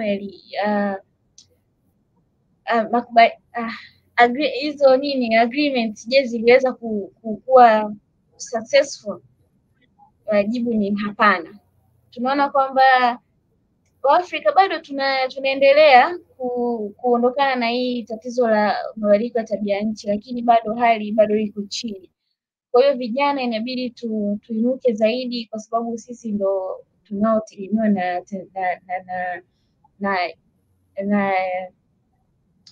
na bara ili tuweze kuleta mabadiliko. Lakini pia kwa serikali na yenyewe pia inaweza ikaanzisha system mbalimbali ambazo zinaweza zikasaidia moja kwa moja kuondokana na hili tatizo. Tumeona kwamba siku zote tumezoea kusubiri misaada kutoka kwa nchi zilizoendelea ambazo tunasema kwamba wenyewe ndio wanaosababisha madhara makubwa ya climate change in Africa, lakini wamekuwa wakitoa, lakini sio kwa kiasi kikubwa, au ni mpaka labda kwa vigezo ambavyo sisi hatuvifahamu. Lakini nahisi sasa nchi za Afrika, viongozi hasa, ni wakati sasa kubadilika, tuanze sasa kujitegemea sisi wenyewe kwenye namna ya kuondokana na haya madhara ya mabadiliko ya tabia nchi. Kwa mfano, nchi inaweza ikaanzisha kampeni mbalimbali kama kupanda miti kama inavyofanyika sasa hivi, bado minuko bado sio mzuri sana, lakini pia vijana pia wangeweza kuwezeshwa. Pia kwenye mambo ya kilimo ilibidi sasa serikali au na wanaharakati walibidi sasa waende kule maeneo hasa kama vijijini ambapo kwa mabadiliko ya tabia nchi ndio yanatokea sana sana sana. Ukiachana tu kwamba na ukosefu wa chakula, lakini pia inapelekea ugomvi baina ya pande mbili, aidha wafugaji na wakulima. Lakini pia kwenye mambo ya jinsia tumeona watoto wa kike wamekuwa wakiolewa mapema kutokana na mambo haya ya climate change, ambayo ukiconnect inatokea ni ukijaribu kutafakari zaidi chimbuko lake ni mabadiliko ya tabia nchi. Lakini pia nanilio pia viongozi wa nchi sasa inabidi sasa wapaze sauti kwa nchi ambazo zinaendelea, ambazo zina cause madhara makubwa kwa Afrika kutokana na mabadiliko ya tabia nchi. Hii kwa namna gani? Nchi kama nchi inaweza zikawa zinaweka vikwazo kwa nchi zingine, kwa mfano, kwa sababu kama mfano China ambayo inakuwa inaleta vitu vyake vingi sana Afrika, na hivyo vitu vya kiwandani, wana produce kule carbon, wanafanya carbon emission ambapo ina destroy ozone layer, inatucause sisi huku global increase of global warming. Kwa hiyo sasa nchi kama nchi inabidi sasa kuna ambao wanaweza wazungu wanakuambia sanctions, economic sanctions kwa hizi developing countries, especially kama China na nchi zingine ambazo zina import sana, zina export sana goods zao kwa Afrika. Wangeweza kuweka hizo economic sanctions, ilikuwa ni rahisi sana. Mfano labda anapoingiza mizigo yake kwa bara la Afrika, inabidi alipie kiwango cha fedha kadhaa ili kiende katika kukombati climate changes. Lakini pia kikubwa zaidi ni Waafrika inabidi wawe na uelewa juu ya mabadiliko ya tabia nchi na madhara yake, na waelimishwe namna gani ya kuepukana na hivi. Lakini pia kwa Afrika inabidi tutumie, bado hatuwezi kusema kwamba mabadiliko ya tabia nchi tumechelewa, hatujachelewa, kwa sababu tuna vitu vya asili vingi, tuna mito, tuna maziwa, tuna mito, maziwa. Hii wakichukua action mapema tunaweza kusolve. Mfano wakianzisha system nzuri za kutumia maziwa ili kufanya umwagiliaji. Lakini pia nchi inabidi, kama ukichukulia mfano kwa Tanzania inabidi hatua za haraka sana zichukuliwe. Tunaona kama mlima Kilimanjaro ulikuwa umeripotiwa kwamba umepunguza theluji yake, ambayo sio kama miaka ya zamani iliyopita, na hii inatokana na increase of global warming.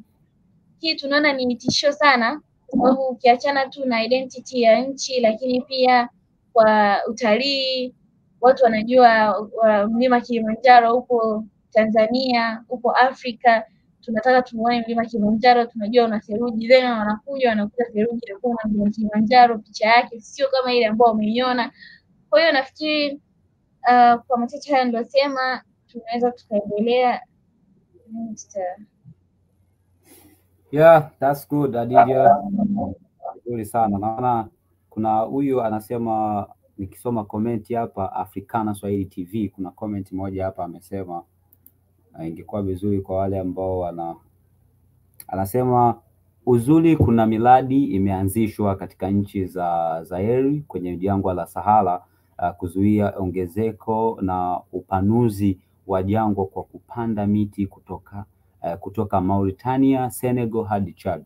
Hiyo anajaribu kuzungumzia moja kati ya vitu, yani zile hatua za mwanzo ambazo serikali zinajaribu kuchukua ili kupambana na mabadiliko haya ya hali ya hewa katika jangwa, hususan katika jangwa la Sahara. Au msafiri, unajua chochote kile juu ya hiki anachokisema Africana Swahili TV, kwamba kuna baadhi ya nchi kwa Saheli huko na Senegal, Mauritania mpaka Chad, kwamba kuna miradi ambayo imeanzishwa katika nchi hizo ili kuzuia ongezeko na upanuzi wa jangwa kwa kupanda miti kutoka Mauritania, Senegal.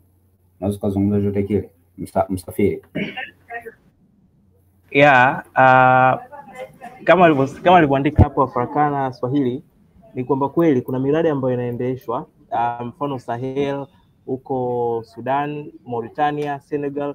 Yote hayo ni kuhakikisha kwamba wanapambana katika kusaidia kuweka kupambana janga hili la mabadiliko ya tabia nchi, ambao pengine sasa wanapambania kwa namna gani?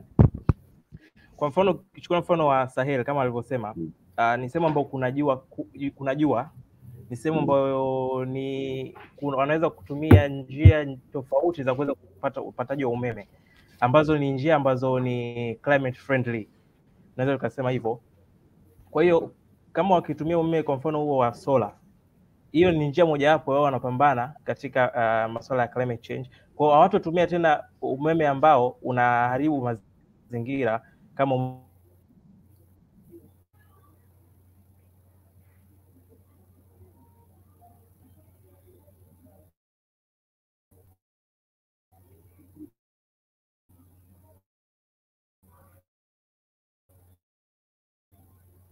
na msafiri anapata changamoto ya internet kidogo.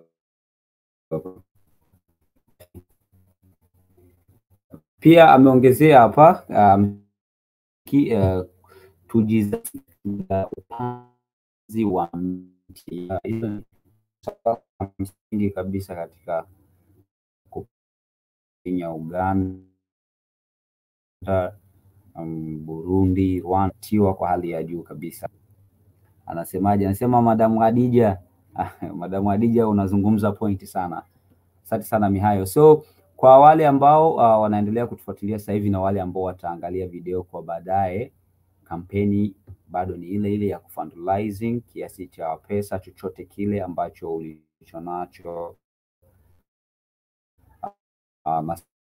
Sehemu pekee ambayo unaweza ukatumia au kutumia pesa, kuna linki hiyo hapo ya fundraising.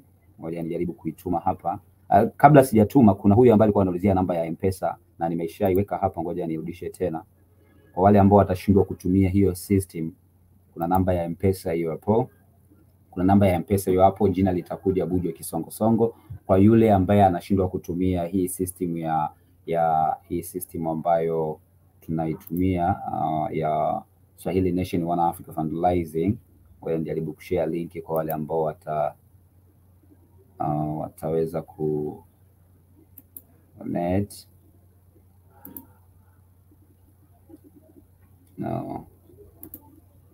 Nitume linki jamani, mpaka sasa hivi angalau na sisi tupate mtu ambaye atajaribu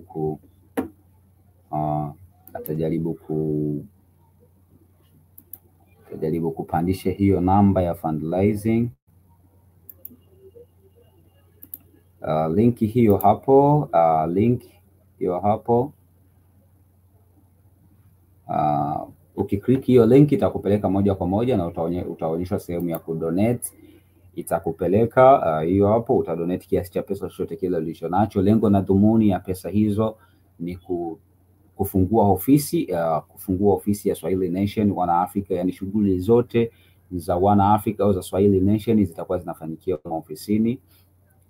Na pia tutanunua vifaa vya studio kama camera rights na vifaa vyote ambavyo vinahitajika ndani ya studio vitatumika kwa hiyo pesa ambayo watachangia. Kwa hiyo kwa wale ambao watashindwa kutumia hiyo system, namba ya pesa hiyo hapo, jina litakuja Bujo Kisongosongo. Mpaka sasa hivi kupo na euro 1560, lakini target ni kufikia euro 25,000. Naomba zaidi na zaidi muendelee kuchangia pesa jamani. Wanaafrikana Swahili TV, namba ya M-Pesa hiyo hapo, na yoyote yule ambaye ataona system hiyo itamsumbua anaweza kutumia namba ya M-Pesa hiyo hapo akachangia pesa yoyote ile, kiasi cha pesa chochote kile, ili kusupport hizi juhudi za Swahili Nation. Hii sio kwa ajili ya Swahili Nation peke yake, hii ni kwa ajili ya Waafrika wote. Kama mnavyofahamu, Swahili Nation na One Africa wanapambana zaidi katika kupigania bara la Afrika, kuspread message, kupeleka message kwa watu tofauti tofauti bara la Afrika nzima, Ethiopia, Kenya, Uganda, Senegal, Malawi, kote ni kupaza sauti ya kuwaleta Afrika tuzungumze pamoja, tujengane pamoja, kuelimishana, kuzungumza yale yote ambayo yanajiri ndani ya bara la Afrika, ili kila kitu kiweze kukaa sawa. Afrika iwe ile Wakanda ambayo kila siku tunaizungumzia. Kuna mtu kaja hapa. Okay. Kuna mtu hapa anaitwa Blandaisir Ibrahim. Sijui hata hilo jina linatamkwaje. Labda utusaidie kutamka wewe mwenyewe jina lako linatamkwaje. Karibu sana Swahili Nation. Sijui unanisikia?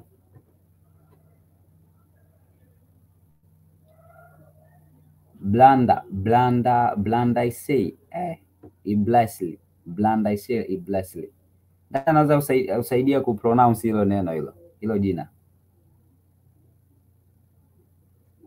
It's Paradise Brussels, but my real names are Domitina Sylvester Ibrahim. Oh, Domitina Sylvester Ibrahim. Okay, that's great. Karibu sana Domitina. Asante. Yeah. Kitu chote kile cha kuzungumza? I'm still digesting. Naweza mkaendelea na nikipata cha kuzungumza naweza nikatoa maoni yangu. Okay, that's great. Asante sana. Okay. Hope kila mtu amenielewa. Namba ya simu iko hapo kwa wale ambao mnaendelea ambao unawiwa kuchangia kiasi cha pesa chochote kile. Namba ya simu hiyo hapo kwa wale ambao watatamani kutumia kwa M-Pesa 0766467760. Jina litakuja Bujo Kisongosongo. Na kwa wale ambao watashindwa kupata hii access kutumia hii njia, kuna namna ya kutumia ambao ni hii hapa ya unaweza kufundalizing kupitia website.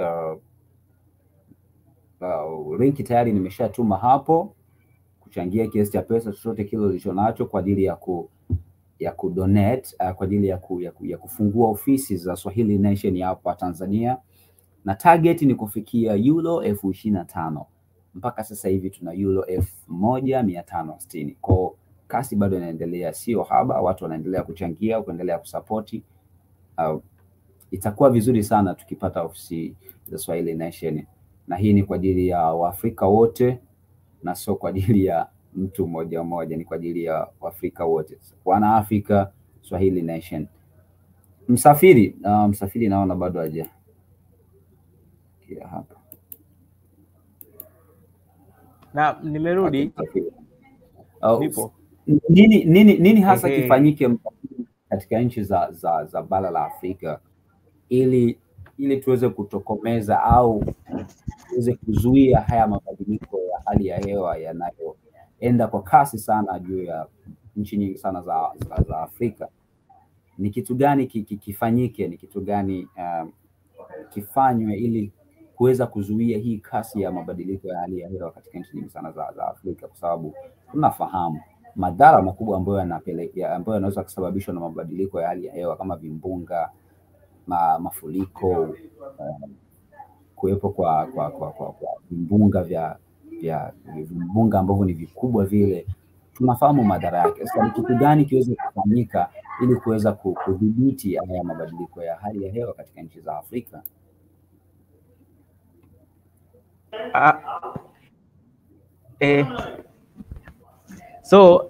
Naweza nikasema kwamba tunawezaje sasa kuweza kupambana na jambo hili, na nchi zetu zichukue jukumu lipi katika kusaidia katika kupambana na mabadiliko haya ambayo yanajitokeza.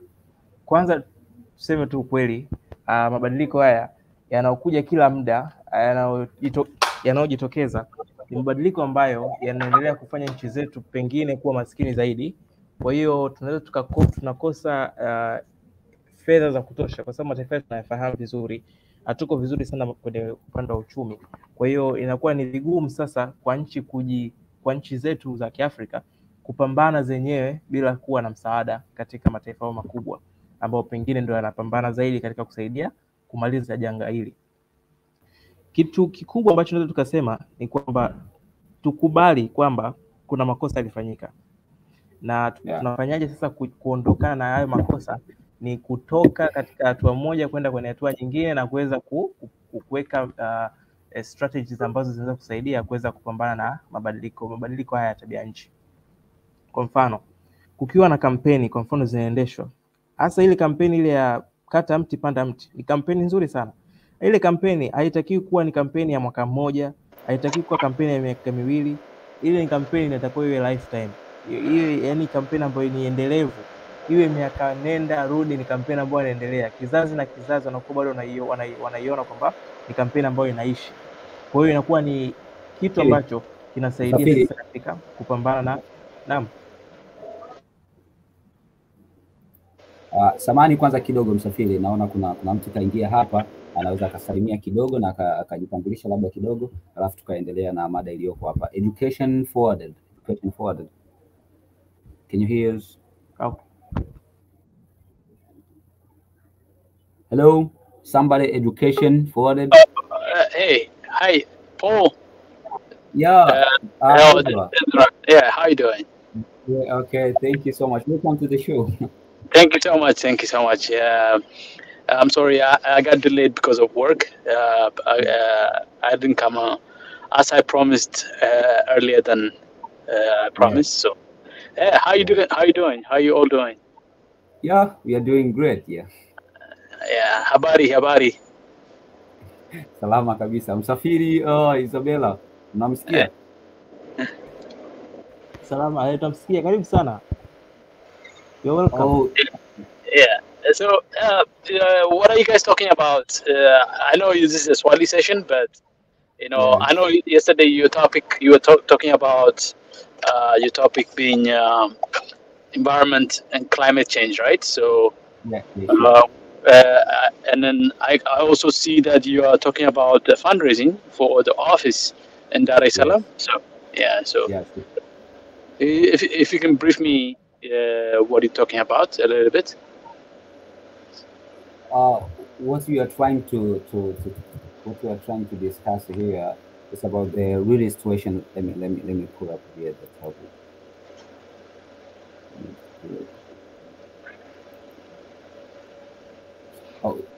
This is what we are trying to discuss here for the climatic change real situation in Africa. What are the reasons ahead for the real situation? How the climatic change is easy for African countries nowadays, and what's the problem, what is the cause, what is supposed to be done for overcoming this situation that is facing our African country. As we can see nowadays, the real situation of climatic, how it is for the African country. That's what we are trying to discuss in here. Perfect. So, Paul, let me speak in English and then try to. You don't have to translate it, but try at least to summarize what I say to the audience in Swahili for me. It's a very important question. This is a very. And then Msafiri will be doing that work. Msafiri, I think you'll be translating a little bit when Ezra is saying something. Then we talking on. Yeah. You translate it on Swahili a little bit. Don't force yourself to translate it. Just try to summarize my points because I don't want it to be too much work translating this, but at least. So I'll try to make my point very simple and clear, so that it becomes easy for you for your friends to transcribe what I'm trying to say. But I think the issue about climate change, when you look at it from an African perspective, is different from when you're looking at it from, let's say, advanced economies. Advanced economies, the climate change issue is about what their contribution to the planet in terms of their production causing their economic activity causing all sort of climate issues. It's not just carbon dioxide that's an issue. We're talking about ecological issues as well. Ecological issues, I'm talking about the protection that's provided to the wildlife, the way they treat the ocean, the waste products that are dumped all over the planet, on land, on waters, on water bodies. These are so the lifestyle of the Western world, and its contribution to the climate crisis is different from what Africa's contribution to the climate crisis are.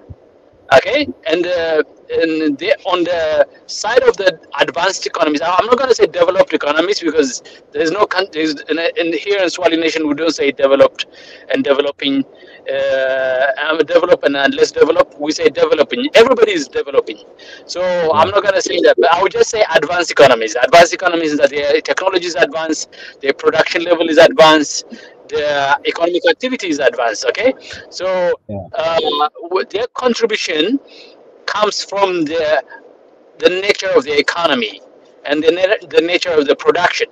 And I think there's a lot of things that are been talked about regarding that, so I don't have to explain that. But from an African perspective, from Africa's perspective, it's a completely different situation that we're talking about. The Africa's contribution to climate crisis emanates from the fact that we are very poor. Our economics are poor. Our social political conditions are not as advanced as they should be. So how does it manifest in reality? Like, if we don't produce enough energy to satisfy the energy demands of our people, what our people do is that they go and then collect wood, firewood, take down trees, and then kind of like use nature to substitute for the shortage in energy. Okay, I can give you an example. I'm from Ethiopia, so I can give you an example from Ethiopia. Electricity coverage in Ethiopia is about 60% of the population. About 60, less than 60, but around 60%. So about 45% of the population doesn't get electricity from the electricity grid. But how do they go about cooking their food? How do they go about warming themselves?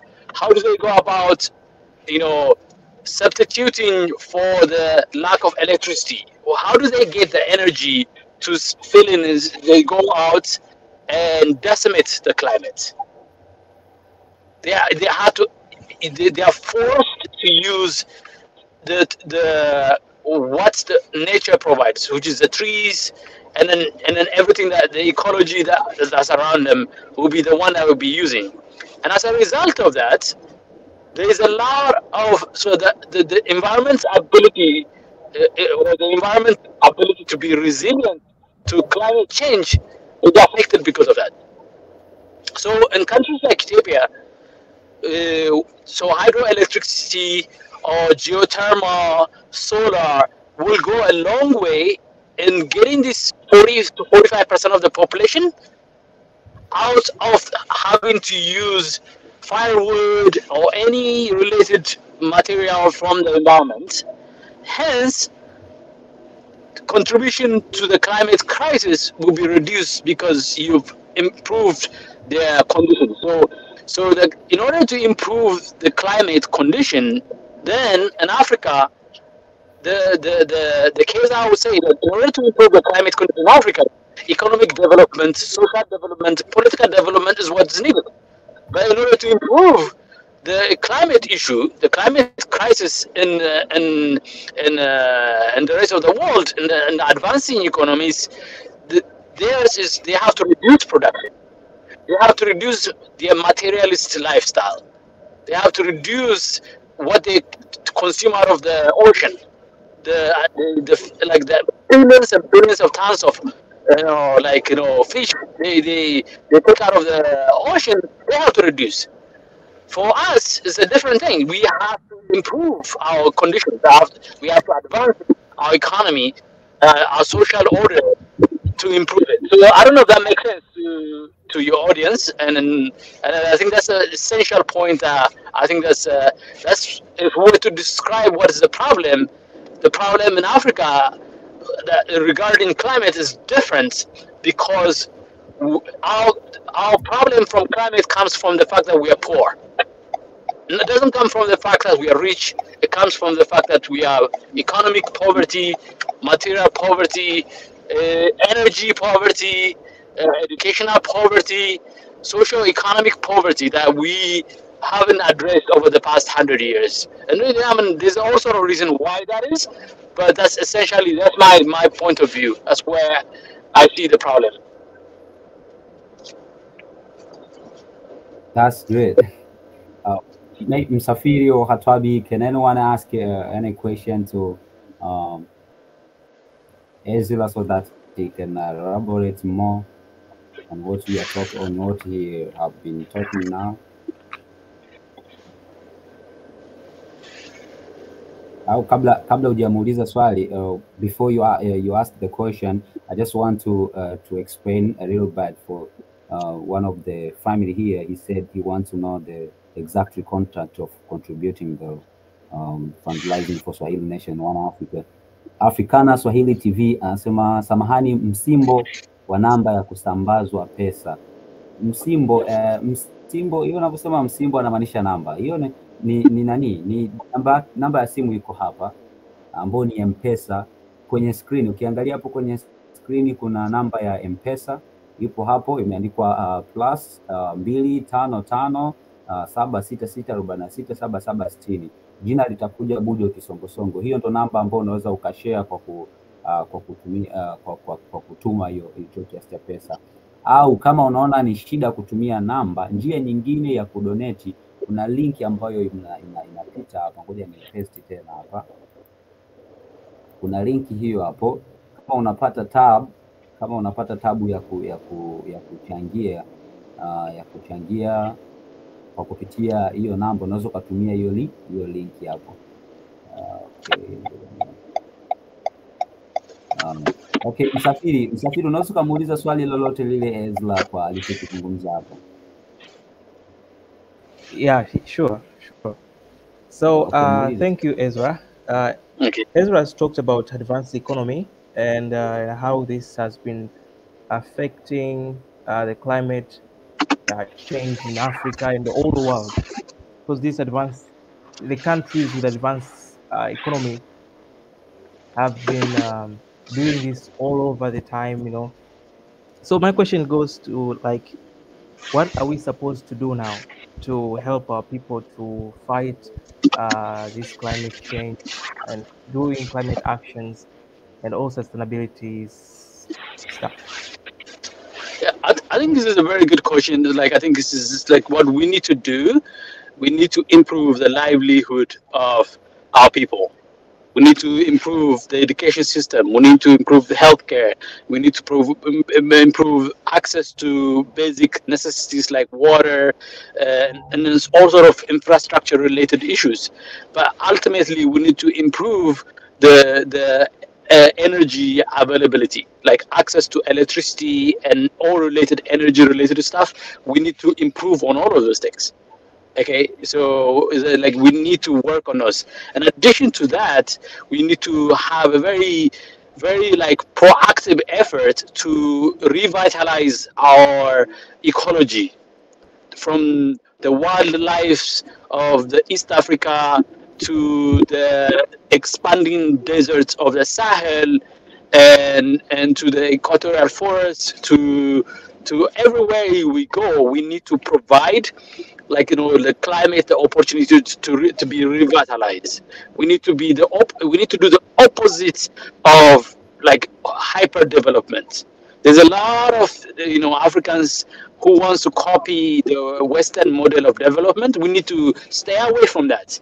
The only thing we need to copy is improving the life of your people. That's the only thing that you need to copy from the West, or from advancing economies like China, India, or Japan, Korea, or the Western world. What we need to do is improve the life and the conditions of Africans, so that they don't have to go and then really destroy the ecology of the environment,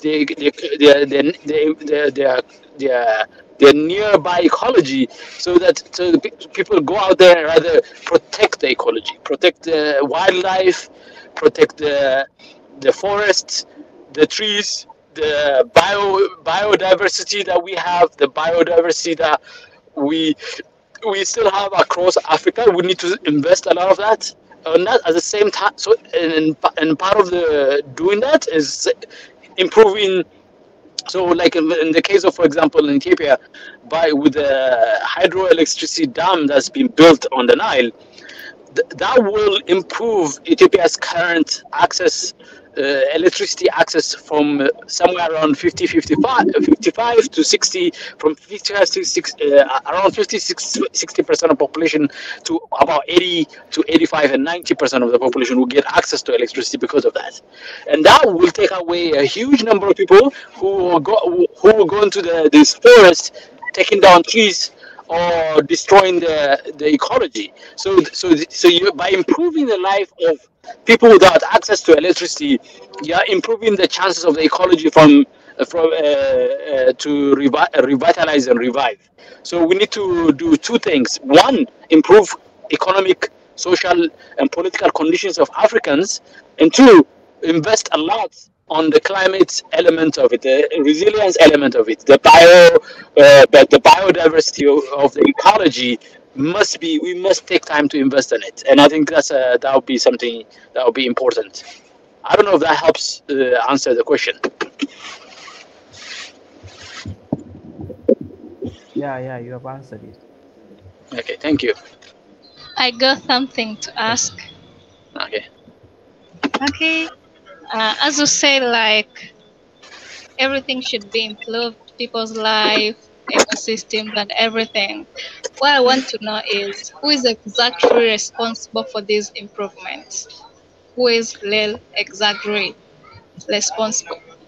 I think the primary responsibility has to be, one of the things that's, when I say social improvement, it means democratization of the democratic values, the governance values in our communities, in our districts, in our neighborhoods, in our communities, like in small communities across Africa. That means that, so the development part, it is owned by the people.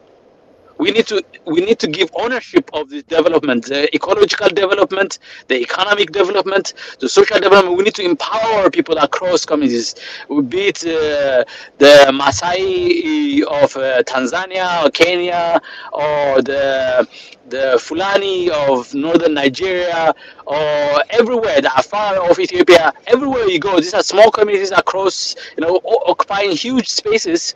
We need to empower them more so that they have a say in their own development. So that means that instead of trying to so sometimes if these ideas just are imposed from central government, what sometimes that means is that eviction of indigenous communities. I know this in 2005, they were trying to give big farms in Ethiopia, in the western part of Ethiopia, large farms to Indian companies, to Saudi companies, but they were evicting indigenous communities, and they were preventing them from accessing their traditional grazing lands, their traditional farmlands. And that caused a lot of political problems. It didn't improve the investment that came in, didn't improve the food security of the country, but at the same time, it only exacerbated the socio-economic conditions. So part of the answer to this, there's so many things that need to be answered, but part of the answer to the question that you raised, I think part of it, it's not all of it, but part of it is empowering communities so that they can say, what is suitable for our community school, what's suitable for our community is healthcare, what's suitable for our community is this. And if we have to generate economic activities to provide for it, we will organize ourselves this way. And that level of details of giving people the power to determine their own economic, social, and political and ecological destiny will go a long way. I can give you an example. For example, in some part of Africa, I know there's a case in Ethiopia, is where there's small communities that live in this vast, very biodiversity diverse areas with huge amount of forest and wildlife, and then they've had the tradition of protecting the environment. They even name the trees. So if a community member wants to take down a tree, the community meets together and say this tree, the name of the tree will be mentioned, and the person applying, I want to take down this tree, the community decides whether that's acceptable or not.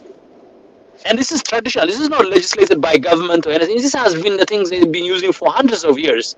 So we need to empower people like that, communities like that across Africa who share a lot of connection with the biodiversity. I know the Maasai people have their own philosophy in terms of how to deal and how to live with the environment, their relationship with the wildlife, the relationship with the ecology around them. They have philosophies and principles they've been practicing for hundreds of years. So we need to find a way to empower that, so that those people don't feel like they have to fight to get that done. The central governments or other part of the Tanzania is in support of that. Or you go to Afar, they have a way of thinking about dealing with the desert, with the system, with like how to mine the salt. They have rules for that. There's so many things. There's so many of these African communities, even though they might be poor, but they have philosophies, they have principles, they have a way of living their life.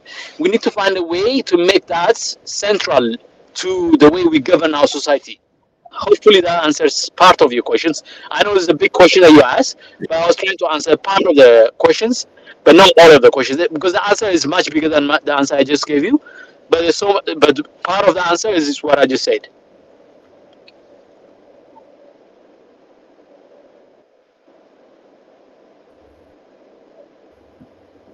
Okay. So, Ezra, I was just even had to ask today's community change.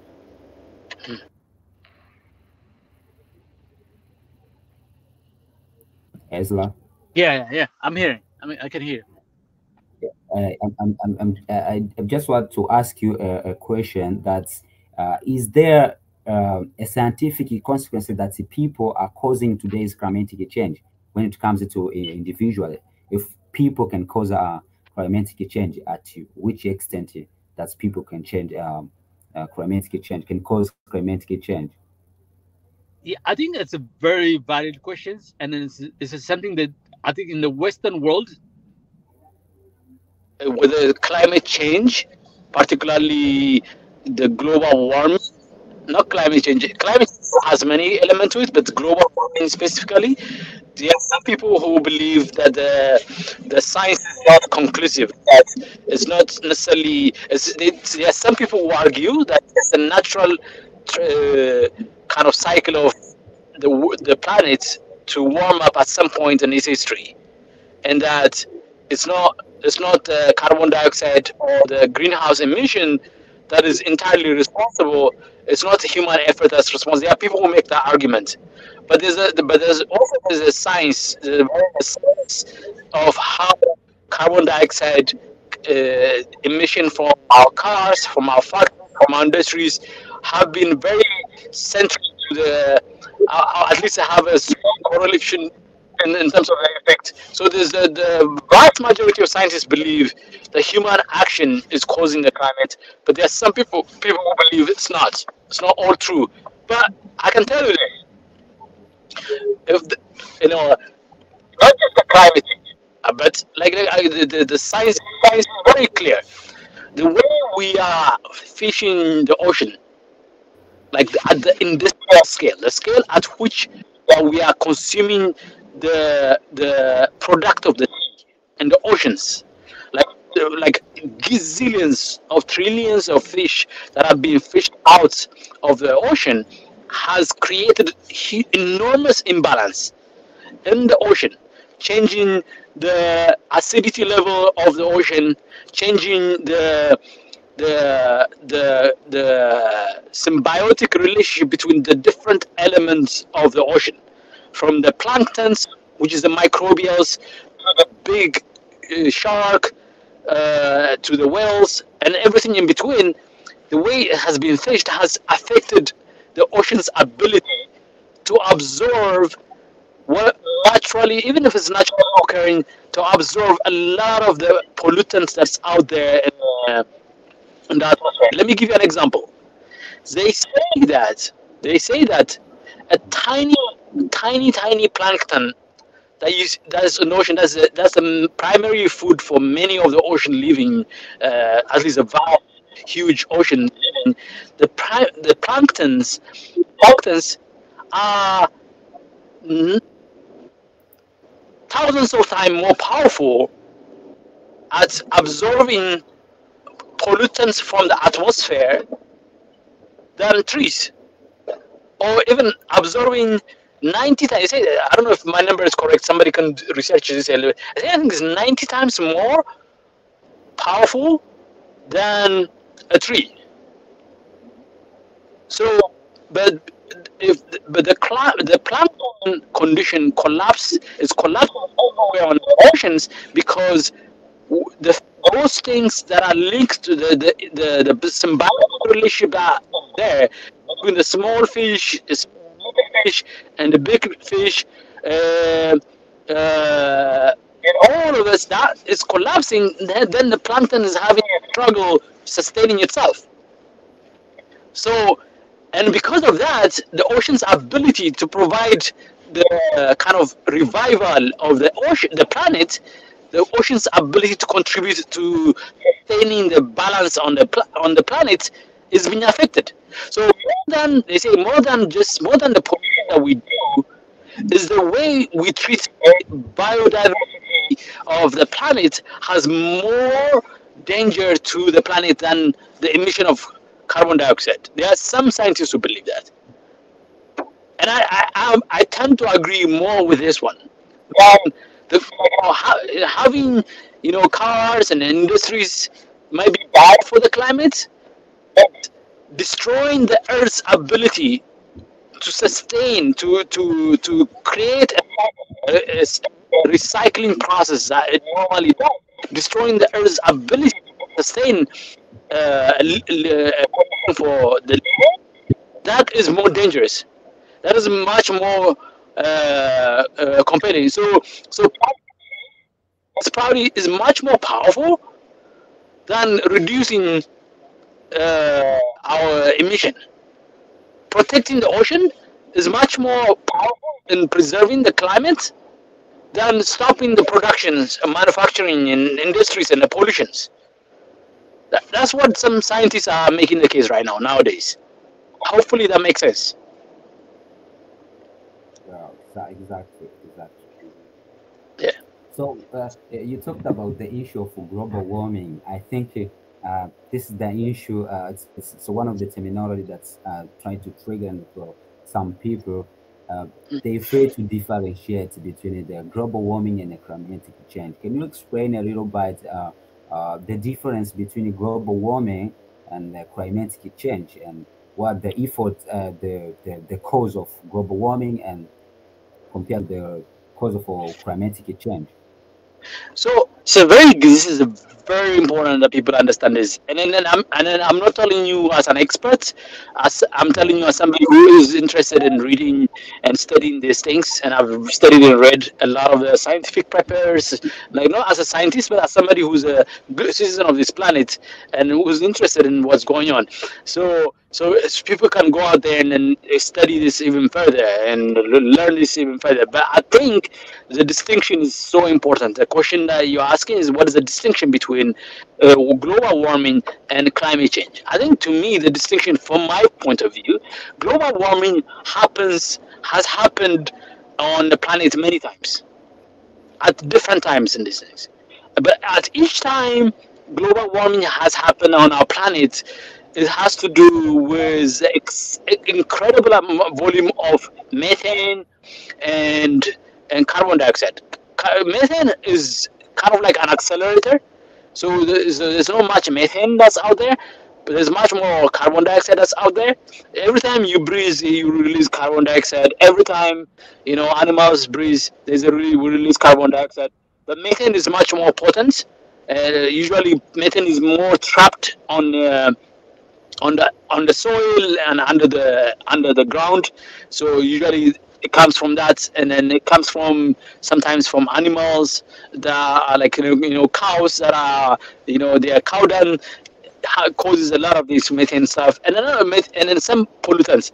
But so the last time the planet warmed, there was huge number of volcanoes that happened. And there was not much of animal diversity on the planet, but there was a lot of volcanic activities that happened. huge volume of volcanic eruptions, emitting methane and carbon dioxide. So we know global warming scientifically has a relationship with the amount of carbon dioxide and carbon methane that's released into the atmosphere. But the difference in the past 300 years is the volume of carbon dioxide and methane released from manufacturing has increased. Okay, so that's one. But the climate change element of it covers other elements other than what human beings or what your volcanoes have done. Okay, climate change elements includes how much wildlife did we have 100 years ago, and how much wildlife do we have right now?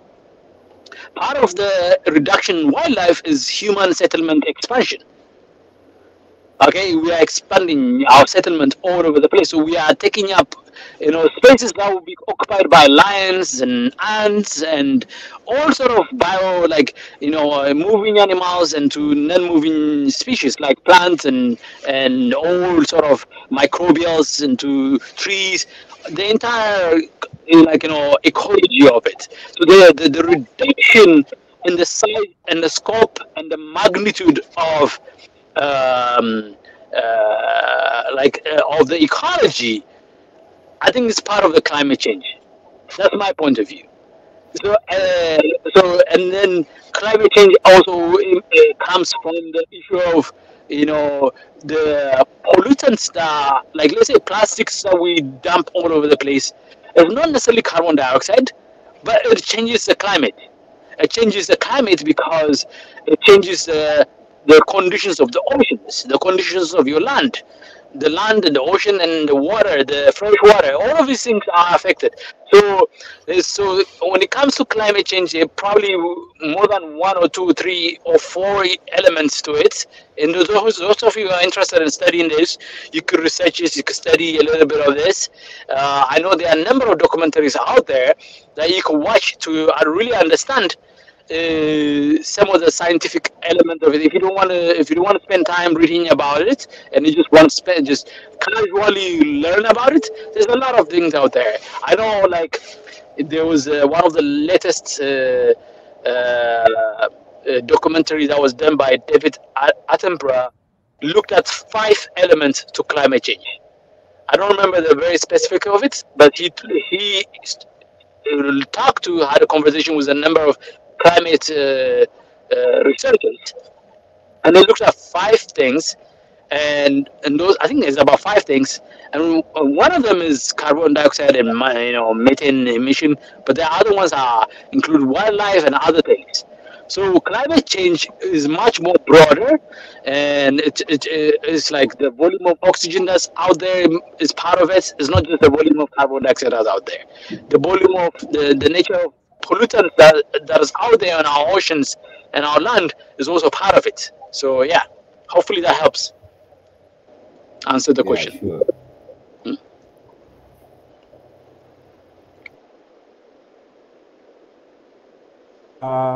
What I'm asking, Okay. you have contributed well with all about climate change. My question is, there are like 4 things I've written down here: energy, transportation, water, and environmental justice. These are the things that they are the one that we are fighting for, so as to have a great environment, to bring climate to life again. Yes. But how are we going now to work on transportation while we are still using fuel? We are still using petrol. We are still using, which is, I think, it is not suitable for the climate. Yes. We have an option as an Africa to see that we can help ourselves to come up with a new thing, so that we can help ourselves on the issue on climate. Yeah, I think this is a very, very, very, like, those 4 things that you mentioned are like, for anybody who is really deeply embedded and wedded in the issue, those are the things that you need to really look at, right? Those are the energy element, the transport element, the environmental justice element, which is about, like, trees are alive. The microbials, the fungi, and then all of it are alive. These are live things that we so when we're talking about, so there's a whole sort of things that covers in that. But I think the question that you're pointing at is, okay, what is, so like we need to have transportation, but how do you balance it with the needs for the emanates from the justice that we want to serve to the climate and to ourselves, to make, because the more Earth is unlivable, the more dangerous it is even for human beings. So at the end of the day, Earth will find a way to balance what's going on. So we are the one who are going to be suffering. So pursuing like a transportation approach that is similar to the Western approach is obviously not the true and the right answer. It might appear to be the right answer, like building enormous highways across the continent might not be necessarily the best way to do it, right? And that, because that usually means, there's a trade-off there that you have to incur as a result of that. Or, fossil fuel kind of fueled, fueled by fossil fuel kind of transportation is not necessarily the best way. So what do we do? To me, I think like tapping into like, yes, it's not the total answer, because, but it at least reduce significantly, with significant amount, tap into energy sources that are not fossil fuel, and then using transportation means that rely on this new type of energy, the renewable type of energy, is important. Like so wind turbine still causes, the production of a wind turbine still causes some kind of so some element of fossil fuel, some element of environmental impacts is there. Not the same as maybe coal-fired energy source, but at least what we do that, we could significantly reduce, not eliminate, significantly reduce our reliance on energy source,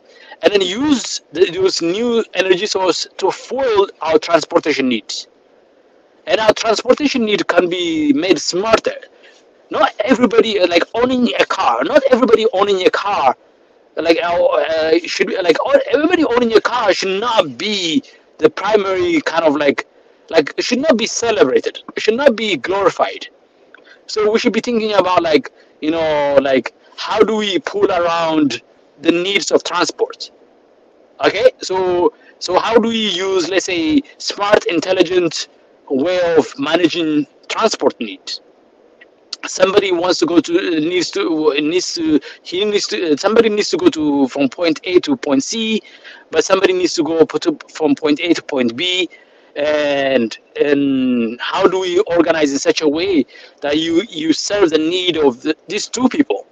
Or somebody wants to go from point A to point F, and somebody wants, and then how do we organize three people's need for transportation? Like smart, intelligent ways of organizing our transportation need, so that we can efficiently use, even if we are using electricity that's coming from a renewable source, you don't want to use that excessively, or you don't want to maintain a lifestyle that is here in the West, where everybody owns a car, everybody owns a property, everybody owns the means of getting from point A to point B, where you get excessive use of something. But in the context of Africa, how do we use smart intelligence, using artificial intelligence, using technology, digitization, to really advance critical issues? The example I can give you is the M-Pesa thing. M-Pesa and the mobile banking thing that took over by a revolution. I mean, the world has now been overtaken by it, but it came from Africa. Mobile technology came in at a time where Africa was supposed to be using landlines that was going to cost hundreds of billions of dollars to catch up. If we were to use traditional way of building a mobile communication platform like telecommunication, the traditional way before mobile technology came in, it would have cost us 10, 20, maybe 100 times more than what it's costing us to use mobile technology. A lot of Africa right now is covered without having to build landlines. That would have been billions and billions of dollars of cost. That is a shortcut that we took. Africa took a shortcut in advancing mobile communications across Africa without having to go through the process of building the way the rest of the world did. Landlines, telegrams, landlines, and then mobile technology. No. Cell phone technology. No, the cell phone technology has created an opportunity for Africa to shortcut it. Not only that, in the case of M-Pesa, like banks being open every neighborhood would cost a lot of money and a lot of time. But mobile banking has come in to shortcut that. So we need to say, like, right now in the world, there's AI technologies that have been developed. I think we need to develop our ability to utilize this technology so that we can use this to develop smart, not just smart, intelligent transportation system, intelligent energy use system, intelligent economic utilization system.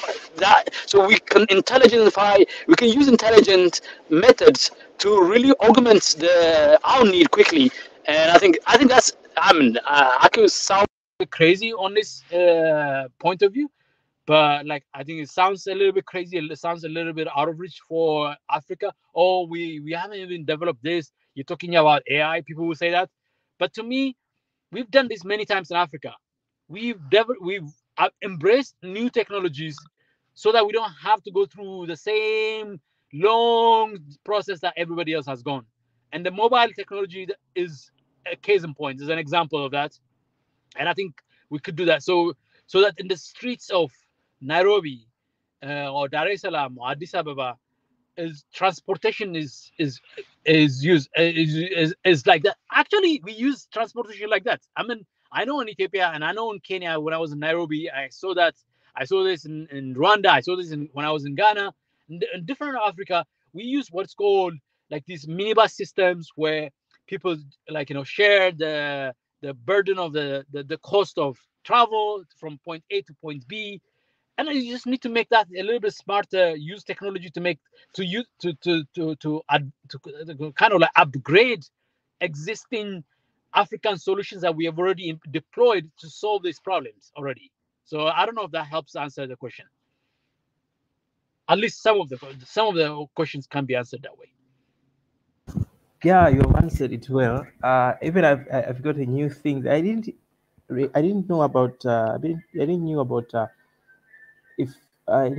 that mobile money also causes climate changes. That it has helped to reduce climate change in terms of there is no way that we don't use. They don't put cables down in the surface. They are now using like internet and other stuff. It has helped. I didn't know about that. Yeah, but it's there, but it's not obvious, right? It's there, but when you think about it, you realize, like, if you look at Tanzania right now, if Tanzania was to catch up with the rest of the world before mobile technology and telecom, it would have cost Tanzania billions of dollars to do that. Billions of more dollars than they would cost them to have cell phone towers, because cell phone towers are much easier to establish because they're using wireless technology, right? So the wires that you have to put up, yes, it's a lot. I remember, like in Ethiopia, for example, they were putting so much money trying to get landlines, but they were not going any further. And then mobile comes in, like, all of a sudden, from a few 100,000 people with access to telecom to millions of people accessing telecom. And then M-Pesa, the technology of M-Pesa is mind-blowing. That mobile banking means that, the traditional way of expanding banking is like you have to open a branch to a neighborhood, right? And then opening a branch to a neighborhood means you have to build something. And then if you have to build something, they have to bring it from somewhere else. And then you can imagine the transport, the logistics, and all of those things that we shortcutted that using mobile banking. So, and now the rest of the world has embraced mobile banking. I remember when Kenya was advancing mobile banking. Here, I was in the US. They were studying, banks in the US were studying what was going on in Kenya because they hadn't yet embraced mobile banking. But now in the US, mobile banking is everywhere. But it was different. The Western world caught up with mobile banking from countries like Kenya, who were one of the innovators of mobile banking. So shortcuts like that allows us to. I think that's one of the. I think it's a case in point. Sorry to interrupt. But I just wanted to expand a little bit on that point. There's no problem. I think also the government has now to support much on innovations and technology that is brought up by the young Africans that are fighting hard to build up the technology that are really going to help. For instance, there was this person I read. He is working on is collecting waste, and then what he does, he can build up bricks using the plastics that he gets from the places that he collects, and this has helped people to be more of to do more of recycling in an area, which is quietly good. An example, just to add an example to you, I was just listening to a news today, and there's some university students in Ethiopia invented this machine that can convert plastic materials into petroleum that can be used for transportation. It's like so plastic bags, plastic things that are like thrown all over the place. They can use these mechanics to pressure and heat to convert that into petroleum. I mean, so this is all sort of innovations that are happening across Africa. I know there was also I think I saw it on Twitter one time. There's this young man in Nigeria who is converting cars. Imagine converting traditional cars into electric cars. He's not making combustion cars, like a combustion engine cars, and even in the West they haven't figured that out yet. They haven't figured out. They have figured out how to make electric cars, but they haven't figured out a way to convert like traditional cars into electric. And he's not just experimenting on this. He's actually in the business of making it, and he's making money out of it. He used the same technology to build from the ground an electric kind of bus in Nigeria. So there are a lot of examples all over Africa that are people who are innovating this thing. Most of the time they're coming up with this out of necessity, right? But necessity, like they say, necessity is a mother of invention. Yeah, and then I'd say the necessity is a mother of innovation as well. So there's a lot of out there, and I know there are some people who are working on artificial intelligence related stuff in Africa. We need, like you said, government need to spend not a lot of money. Sometimes it's not even money that you spend. Sometimes it's just changing the regulations that will change. One example I can give you is that I don't know if it's true, and some of you can probably who understand the conditions in Kenya might be or have access to news in Kenya. There was a news report I read somewhere on Twitter. So I'm not saying this as a fact, but I'm just saying it because I saw it. If it is true, it's true. If it's not true, it should be changed. But if it's true, like you say, that for anybody in Kenya to be engaged in computer coding, the Parliament of Kenya is passing a law that says you have to have a degree. See, so you have to go get a license. To get a license, you have to get a degree. If you don't have a degree, even though you might be an incredible coder, that you've taught yourself how to code computers without having to go to school, but in the Western world, if you happen to know how to do computer coding in computer engineering because you went to school, right? And study, that's good. But if you happen to know how to do computer coding because you're like the 15-year-old, 16-year-old kid who just sat there and learned how to do these things by themselves, and you become so good at it, you're almost the same as somebody who has gone to school. They're not gonna say, oh, you didn't have a degree, you're not gonna get a job, or you're not gonna get a license to start a company or something. Do you see the problem? So sometimes the regulations changing the laws that prevent Africans from. So sometimes our government stand in the way of innovation. So it's not sometimes the burden on our government in Africa is not to give us money, to give these smart, intelligent people money. Sometimes to get away from them. Like, stop being a roadblock. Being a roadblock itself is a problem for innovator. And I think an improvement in that sometimes is not just the funding, the financing. Sometimes it's just the working conditions of smart, intelligent innovators in Africa who find it difficult to innovate in Africa. So who have to migrate to other countries to pursue such things. But they come to this place, and then this place doesn't embrace them, doesn't give them the opportunity as much as they would like. So they end up just being, just working for something. Does that make sense? Yeah, sure, it makes sense. Yeah, it's like I didn't know about why now Kenyans are doing like in order for you to do coding, you have to get a degree. Yet there is the universe of YouTube nowadays. People just search on YouTube and learn about coding, about developing, about all those stuff in computer science, and they just like, it's a problem with our African government, where they are not seeing that this innovation that there are people they are doing, they're working on, is something that it's going to give more opportunities, and also you're going to be climate friendly. Yes. And that's a big problem, by the way.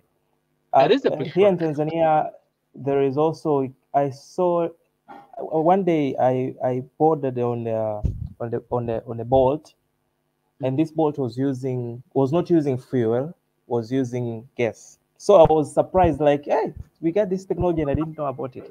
So there is this college called DIT, Dar es Salaam Institute of Technology. What it does now, it helps people with cars they put the gas into their cars. Yeah. They sell it. It is affordable. It's about 1 million, I think, and then you have to recharge it like after a week, which is even more cheaper than the fuel. Yes. Than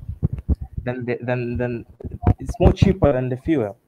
Yes. And you can see how it's helping. But if we are putting much fund, that the government put much fund and emphasis on uses of renewable sources, on how these things are helpful, even economical to individuals, I think it's going to bring more changes into our into the climate actions.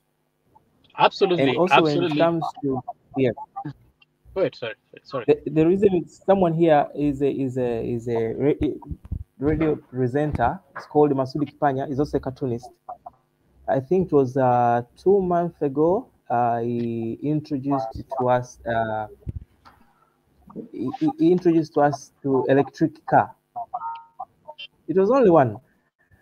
Now, if the government take it serious to help Masudi on manufacturing the cars, it means also it would help. Yes. I mean, like it's just sometimes, the work the government does, and like you have to think about it. For the person who comes up with this, it's a lot of work, right? It's not a small amount of work. It's just a lot of work. But for the government to support it is not a lot of work. It's not a lot of work. So sometimes the government work is taking down any kind of obstacles that stands in the way of turning these innovations into mass production. Okay, so sometimes it's getting like foreign currency to be able to buy some parts to develop the manufacturing, right?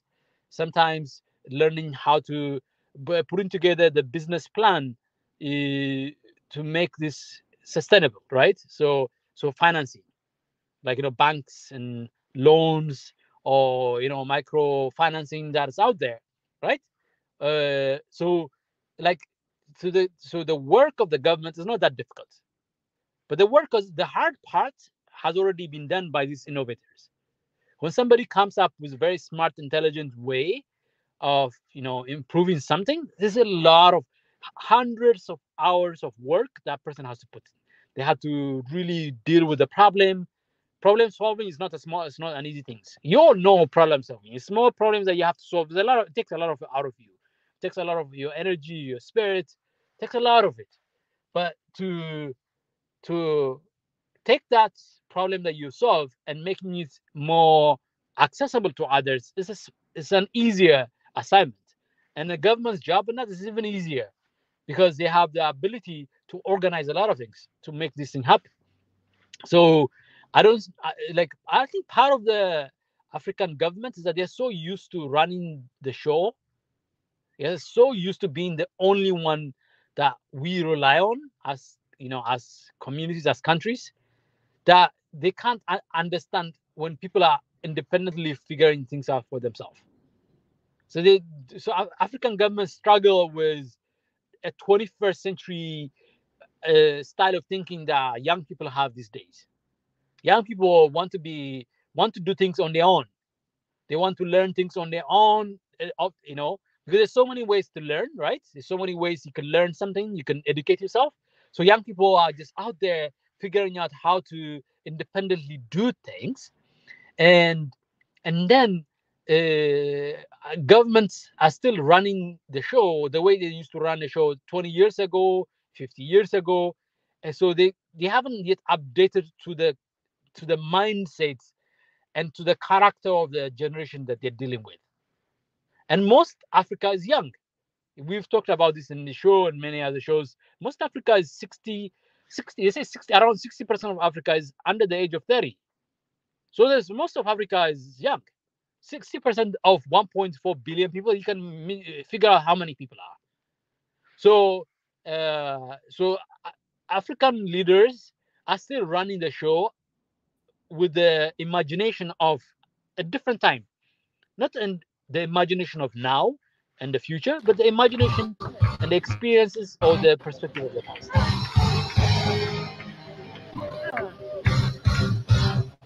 Oh, that's incredible! Wow, Paul, that's the car you're talking about, the electric car?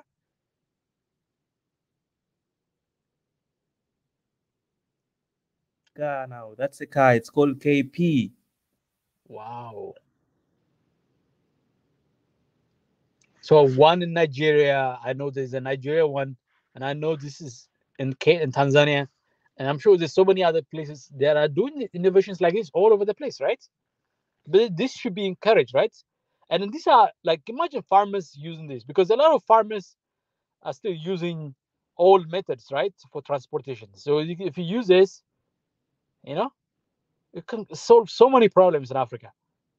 It's not a luxury car you made here, right? It's not a luxury car. It's a truck. It's basically a truck, right? A pickup truck. It's a pickup truck, and it's so cheap. Even when you are, it doesn't even take a lot of electricity. Yeah. It takes about 2 units, I think, which is about it's like Paul, $1. can you mute it? Yeah. No, even it's a half a dollar, I think. I think you have to mute it, Paul. You can play the video, but mute it so that we can hear our friend. So it is what Masudi said about it. He said it is not that it's very expensive in terms of consuming electricity. It costs. It takes only like two units, which is about half a dollar, just like I think 5 cents. I don't know. It is not that. It is not very. It is not expensive, by the way. So for him, he made that car. He said that the budget was $50,000, which was very expensive for the start one, because it was the first car. Yeah, it's the first one. But and usually that means like my if you question is, actually mass produce it, it could go down to $10,000 or even $5,000 if you mass produce yeah, it, because it will it be very becomes cheap. cheaper, right? Yeah. Yeah. Yeah. Wow. You know It this. will be, yeah. You know Tesla, right? You guys know Tesla, the electric car company, right? Yes, yes, You know, and yes. they make these electric cars, right? Do you know that they call Cybertruck a car they call Cybertruck? It's a truck like this, but it's bigger than this, right? You know that they still haven't made it available to mass use. So even Tesla hasn't made a truck that normal people can use, right? So imagine this. We are ahead. I'm telling you, Africa, we are ahead of it.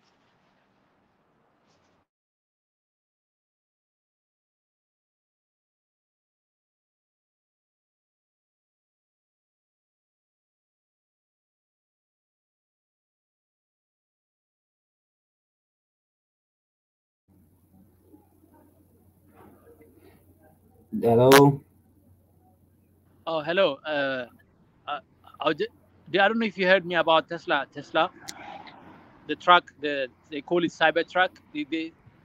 They announced it many years ago, 3 or 4 years ago, and they still haven't made it out publicly. And then we already have a truck that can be made in Africa that is much more useful than the one here in Cybertruck. A Cybertruck is so expensive, cost over $50,000 to buy. You know.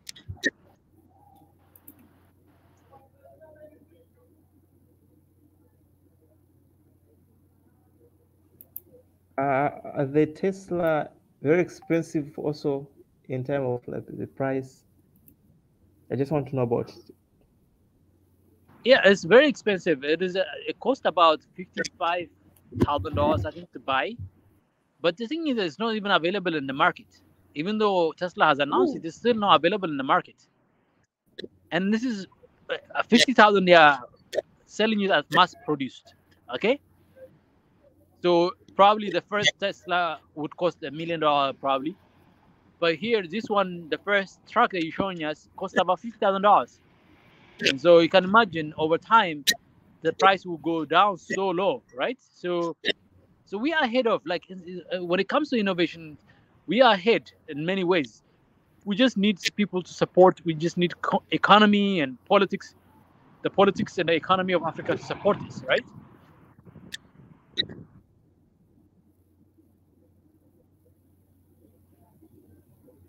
Yes, yes. And I also saw something like green transportation, like bicycles and something like that.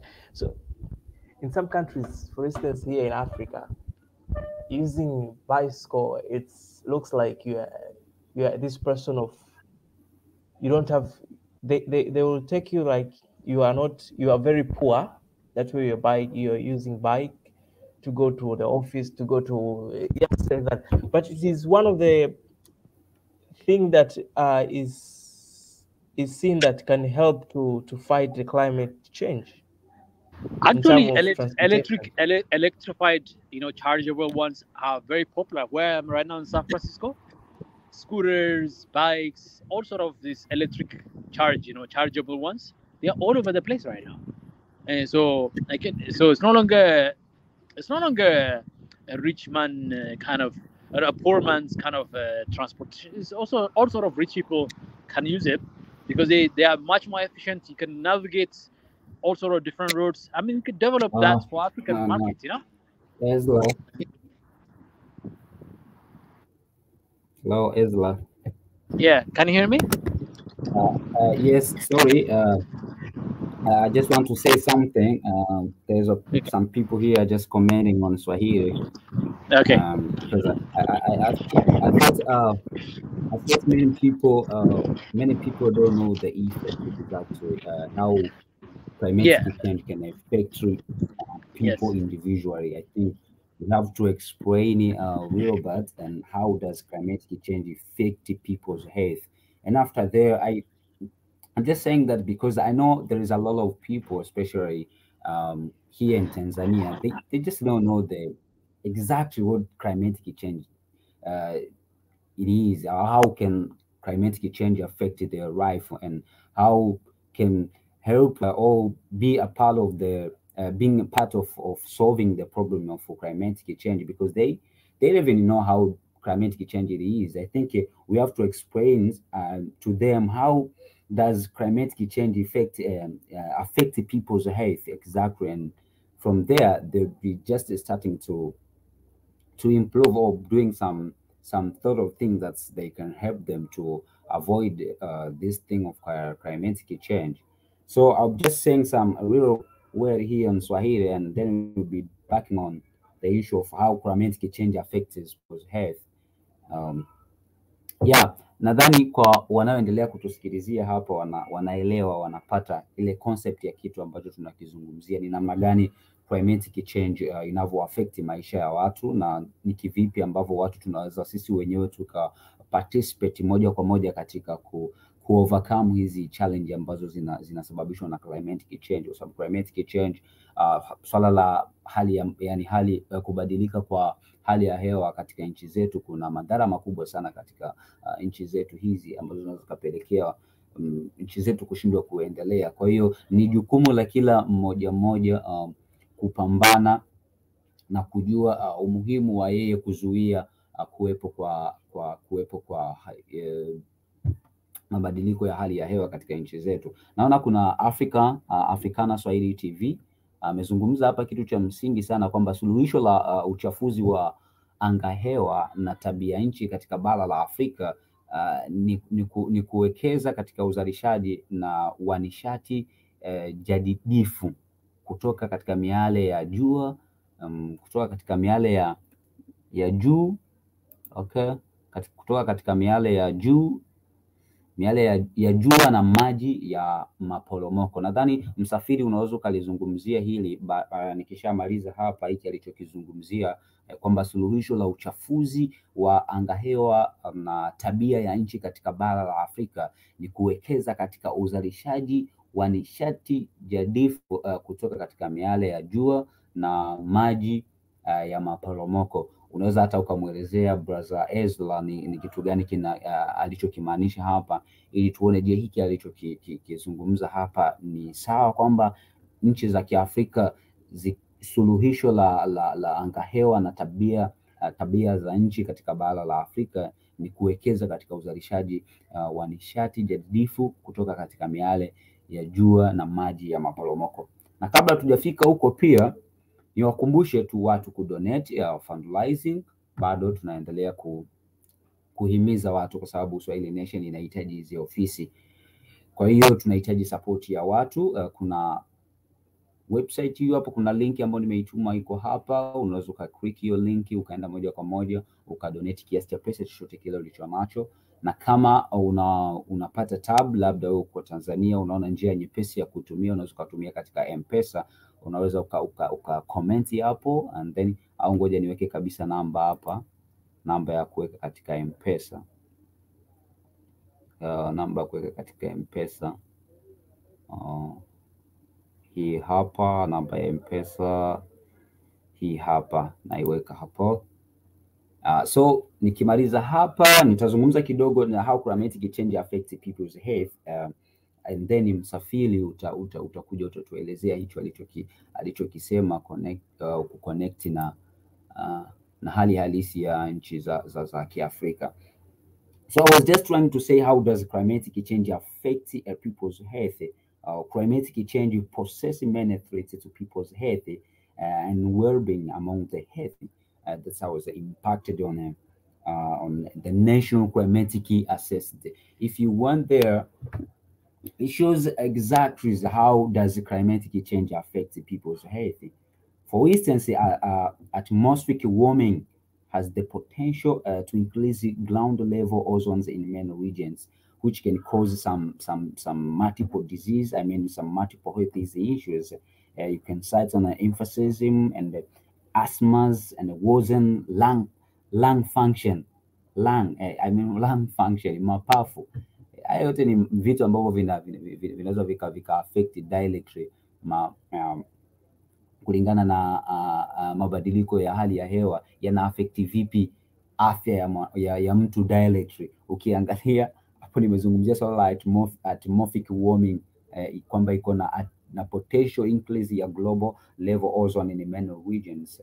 Kwa mfano hata hapa Tanzania au nchi nyingine za Kenya, hali ya mabadiliko ya hewa inaweza kapelekea baadhi ya magonjwa, yani magonjwa from nowhere, magonjwa ambayo yametoka sehemu, yani likaja ligonjwa lolote lile, kwa mfano kama nani, swala la corona au swala la achia na mbali na corona, kuna magonjwa ambayo yanasababishwa na hali ya hewa. Tunaweza tukasema haya magonjwa yanasababishwa na, inaweza kawa some sorts of climatic change. Msafiri.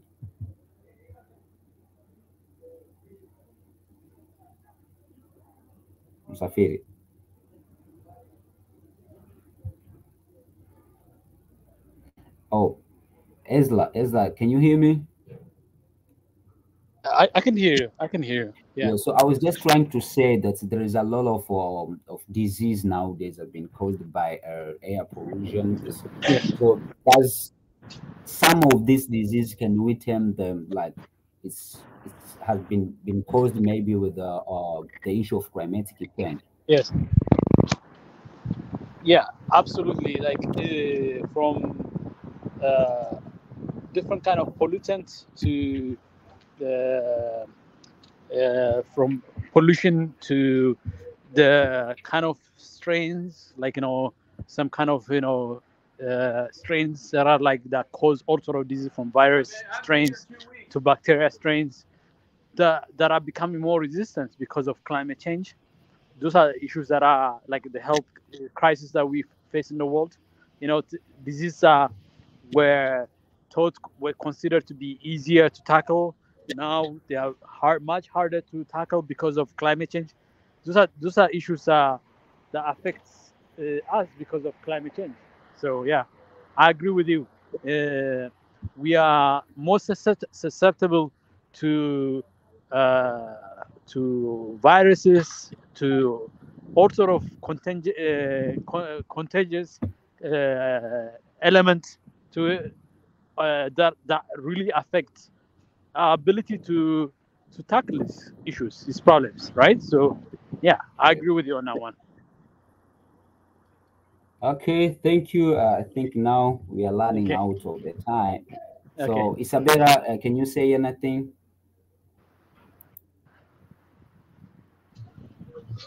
Of course, what I can exactly say is, as like other aspects. Isabel, before you go, sorry, Paul, I have to leave right now because of work. I have to leave. I will listen in the background on YouTube, but I really appreciate the opportunity to take part in this very important conversation that you guys are having. So you can have your conversation in Swahili now. Okay? Yeah, sure. Thank you so much. You're welcome. So much. You're Thank welcome. you so much. Bye. Okay, fine. Yeah. Okay, can you hear me? Isabella? Naona ameondoka, so unaweza kuzungumza. Okay, so can I go on with the English or it's okay with Swahili? Okay. Yeah. Nilichokuwa nasema is, nahisi kama walivyoongea, because we are running out of the time, yani kwamba Africa now we need the new systems ambazo zina support. Hey, do you hear? Hello? Yeah, nakusikiza. Yeah, okay. Yeah. Yani ninachosema ni kwamba yes, kwa sasa hivi Afrika tunahitaji systems ambazo zinatoa support sana kwa vijana na innovations, yani youth innovations, kwamba yani I think Ezra amesema kwamba government ifike wakati iache kuwa kama vikwazo, kwa sababu tunaona vijana wengi wa Kiafrika wana uwezo wa kufanya vitu vingi, tukaweza kuepukana na madhara mengine ambayo sio ya muhimu, kama hizi nishati, kama nini, lakini pia kuna watu ambao wana teknolojia ya kubadilisha vitu ambavyo ni hatarishi kwa mazingira kama makaratasi, kama plastic, kuweka into useful materials. Kwa hiyo ni vijana ambao ni wengi sana wa kufanya hivyo vitu, lakini serikali zetu au mifumo ya uongozi ambao tuko nayo mpaka sasa ni mifumo ambayo haitoi nafasi kabisa. Na naangalia kwa kitu kikubwa kwamba serikali zetu ama mifumo ya uongozi inaangalia sana what is the Eastern doing, yani inawapa watu wa Eastern power, authority, ability ya kufanya chochote, kwamba wanadharau sasa uwezo wa vijana kwenye nchi zao. Mfano tukisema labda kama walikuwa wanaongelea KP Motors. KP Motors ni kitu ambacho ni cha Mtanzania. Na yule ni KP Motors amepewa ile mwitiko umekuwa at least, lakini ni kwa sababu yeye alishajitengenezea brandi toka muda kwamba anajulikana, ni kipanya, anajulikana. Lakini je, yule Isabella ambaye hakuna anayemfahamu, kesho na kesho kutwa nikifanya kitu, do you think nitakuwa na mapokezi gani? Nakumbuka kuna mtangazaji mmoja anaitwa Philip Miava, ni mtangazaji wa Crowds. Anafanyaga kipindi cha kutazama vijana wanafanya nini kuhusu maendeleo ya sayansi na teknolojia. Anaonesha vijana wanatengeneza vitu vingi sana ambavyo ni vya ni kitu ambacho ni kwa mara ya kwanza kimetengenezwa, yani ndio kwa mara ya kwanza kina exist. Lakini serikali ama uongozi ama nini hawafanyi chochote kusema like watu ni wa muhimu, tunaweza tukawapeleka sehemu wakaleta hichi na hichi, unaelewa? Hakuna. Yani sisi hatutengenezi yale mazingira ya kuamini vitu ambavyo ni vya kwetu. Hatutengenezi mazingira ya kuamini wale ambao wana uwezo wa kufanya vitu tofauti. Mfano, if I'm not mistaken, M-Pesa kwa mara ya kwanza ilitengenezwa barani Afrika. Na if I'm not mistaken ni Kenya, kwamba ni kijana tu aliyefikiria like naweza nitafanyaje ili wazazi wangu ambao wapo kijijini wao wanapata hela bila kuhangaika, yani kusubiri kwamba mimi mpaka nirudi kijijini kuwatumia hela. Eva ameumiza kichwa mpaka amekuja kupata hiyo idea, na ikaanza na Vodafone. I think Vodafone, I don't know, Vodacom Safari ni Kenya. Kwa ni kitu ambacho ni Mwafrika, kama sio ile institute ya Vodacom Safari, I don't know what, hiyo institute isingesema kwamba hichi kinaweza kikawa ni kitu cha muhimu. Kama ingekuwa government, I'm sure wangempuuzia. Lakini angalia ni kwa namna gani kile kitu kinaingiza hela, ni kwa namna gani kile kitu kimebadilisha maisha kabisa na kinasaidia watu wengi. Sasa niambie vijana wengine wengi ambao hawakutani na makampuni ya kuona kwamba this as something, wanapoteza vitu vingapi? Tunapoteza innovation ngapi sisi ambazo tunaweza tukasimama nazo sisi, na hakuna bara lingine lolote ambalo limeshakuwa na vitu kama hivyo. Kwa hiyo what I will propose is government, yes, ipunguze kabisa vikwazo kwa watu ambao wanakuja na ubunifu mpya. Lakini pia sisi wenyewe tubadilishe ile mentality ya kutoamini vitu ambavyo vinatengenezwa na Waafrika wenzetu. Yani tunaamini vitu ambavyo vinatoka nje ndo muhimu, ndo vitu ambavyo viko vizuri, ndo vitu ambavyo hatujali vina madhara, vina madhara, ila kikubwa tunaangalia kimetoka nje, wakati sisi hapa tunaweza tukafanya vitu ambavyo ni bora zaidi. Kwa mentality yetu, lakini pia government, lakini pia tuangalie kama kuna uwezekano mwingine wa labda kupata institution ambazo ni independent kutoka na serikali, ambazo zitasimama na watu ambao wanaweza kufanya innovation, zitasimama na watu ambao wana new ideas za kubadili mazingira kutokana na hii hali ambayo tuko nayo sasa. Na hayo ya kuongea. Okay, fine. Isabella, thank you so much. Ngoja naona tunaenda nje ya muda, ngoja tufunge show. So, thank you so much for coming. Naamini watu wamejifunza mambo mengi sana, wameelewa vitu vingi sana. So, endelee tu kuwasihi watu waendelee kudonate. Naona katika show yetu leo mmoja tu ndo amejitokeza hapa katika kuchangia. ila bado sijaangalia katika line kama pesa itakuwa imefika, ila nitaangalia baadaye. Ila kama amechangia ndugu yetu Africana Swahili TV, thank you so much. Kama utakuwa umechangia, thank you so much, thank you so much. Tunashukuru sana. Kwa wale ambao hamjachangia kwa siku ya leo, nafasi bado ipo.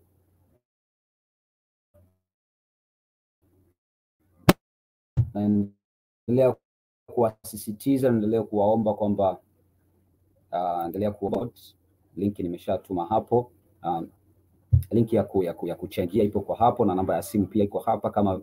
Kama bado hujachangia, unaweza kuchangia kiasi chochote kile cha pesa ulichonacho. Target ni kufikia euro 25,000. Euro 25,000 ndo target iliyopo, lakini mpaka sasa hivi tumeshafikisha euro 1,560. Hicho ndo kiasi cha pesa ambacho kimeshafika mpaka sasa hivi. Kwa hiyo bado safari ni ndefu, pasipo nyie hatuwezi tukafanya kitu chochote kile. Swahili Nation inahitaji ofisi, Swahili Nation inahitaji vifaa. Watu wa kutuwezesha, watu wa kuwezesha ni nyie, na hizi ofisi sio za mtu mmoja, it's for all. Ni kwa kila Mwafrika wote yule. Itakuwa vipesi sana kwetu sisi kufanya kazi, itakuwa ni vipesi sana kwetu sisi hata kuwafikia watu au hata kuonyesha ule serious wa kile tulicho nacho. Kwa hiyo guys, asanteni sana. Asanteni sana. Asanteni sana. So kabla tujamaliza, naweza nikasoma show ambazo inafuata. Sasa hivi itafuata show ya Dr. Ebeneza Potential in Africa. Kuna show nyingine ambayo huaga inafanyika kila siku Alhamisi, kila siku Jumanne, inaitwa African Traditions. African Tradition inaongozwa na Tazan. Kuna show ya Weekly Recap inafanyika kila siku Ijumaa ambayo inafanywa na Pastor Ezra. Kwa hiyo msikose kuungana naye kila siku Ijumaa. Pastor Ezra anakuwa yuko hewani kabisa akifanya Weekly Recap. Akifanya Weekly Recap. Akifanya Weekly Recap. Show nyingine ni The Hidden Hand ambayo inafanya na ndugu yetu Mwanatezi, my brother from Kenya. I love you my brother. I wish leo ungejoin hapa, lakini hujafanikiwa kujoin, but another day utakuwa hapa kutusupport Swahili session. I love you my brother. And show nyingine ni Education in 21 Century ambayo itakuwa inaongozwa na Pastor Ezra. Pastor Ezra ndo huyu, Professor Ezra, not Pastor Ezra. Professor Ezra ndo huyu ambaye tulikuwa naye leo katika Swahili session. Kwa unaweza kuungana naye katika kipindi chake au katika session yake inaitwa Education in 21 Century ambayo inaongozwa na Professor Ezra. Nyingine ni Potential in Africa, ndio hiyo ambayo inafuata sasa hivi baada ya hii, ikiongozwa na Dr. Ebeneza. Kwa hiyo thank you so much guys.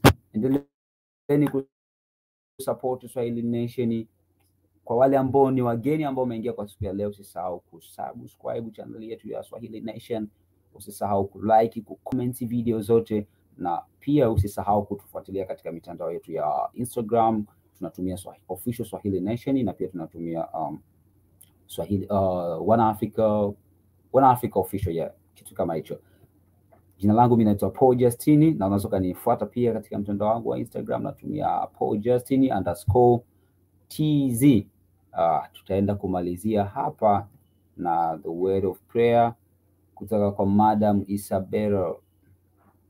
Isabella, can you pray for us ili tuweze kuclose this session?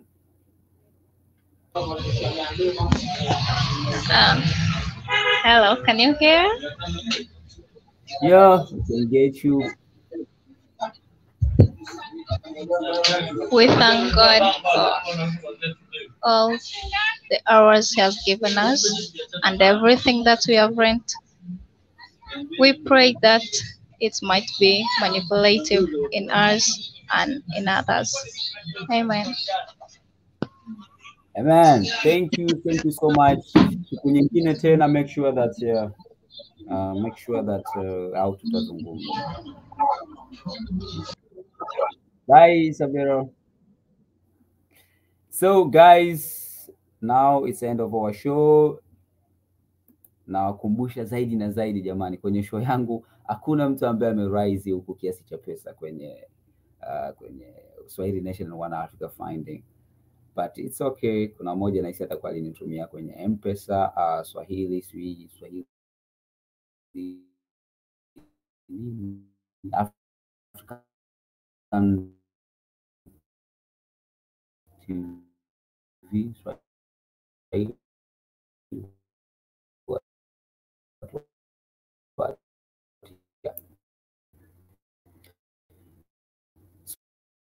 So guys, I believe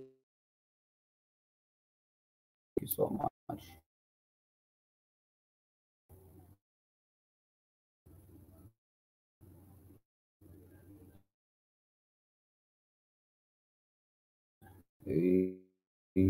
Yeah.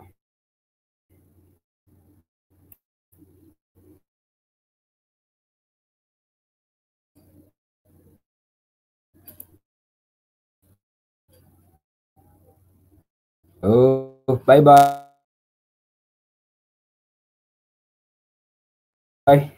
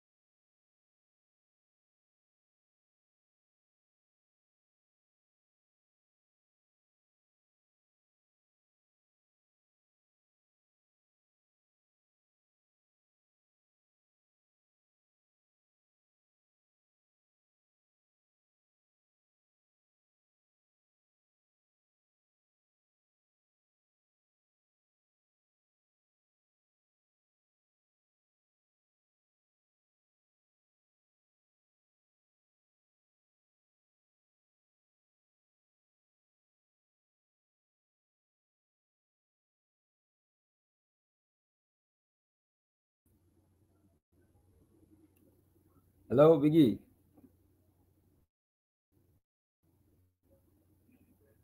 Hello.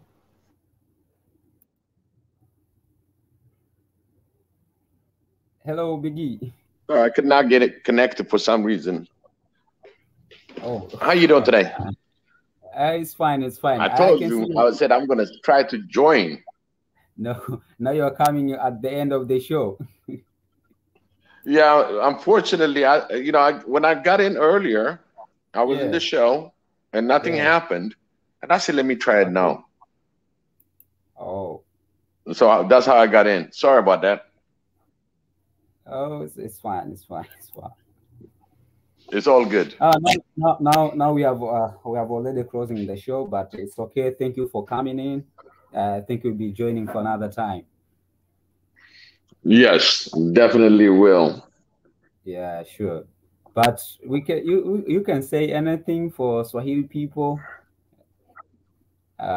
because we are still just want to remind people to continue to donate. Though. Yes, definitely. Swahili Nation, One Africa.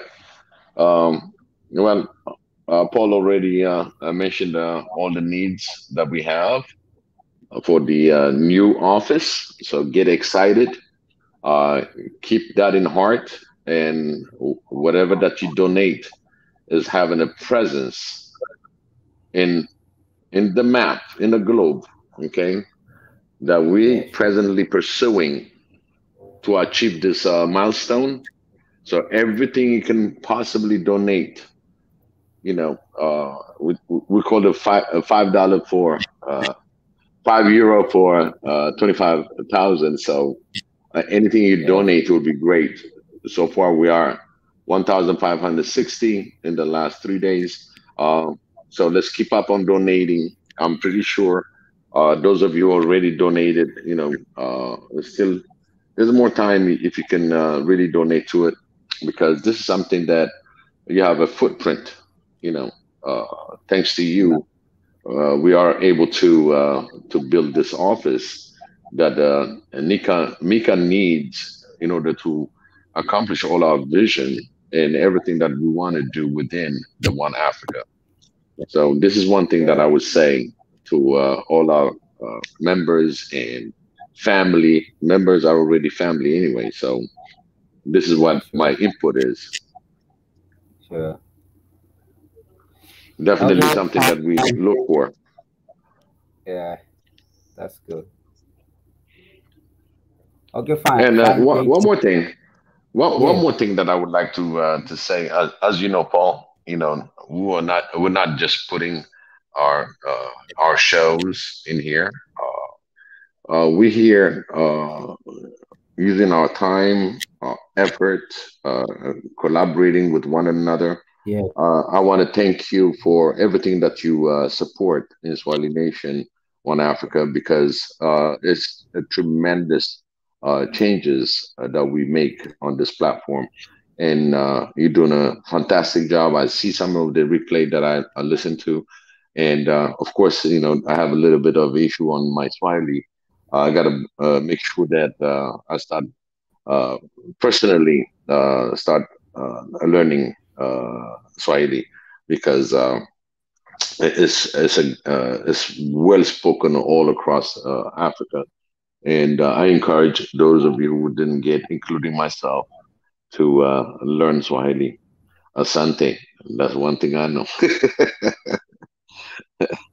So you're doing a fantastic job. Thank you so much. As a colleague, as a partner, as a collaborator, as a host, thank you for picking up that spot. It was needed and still needed, and we'll go forward.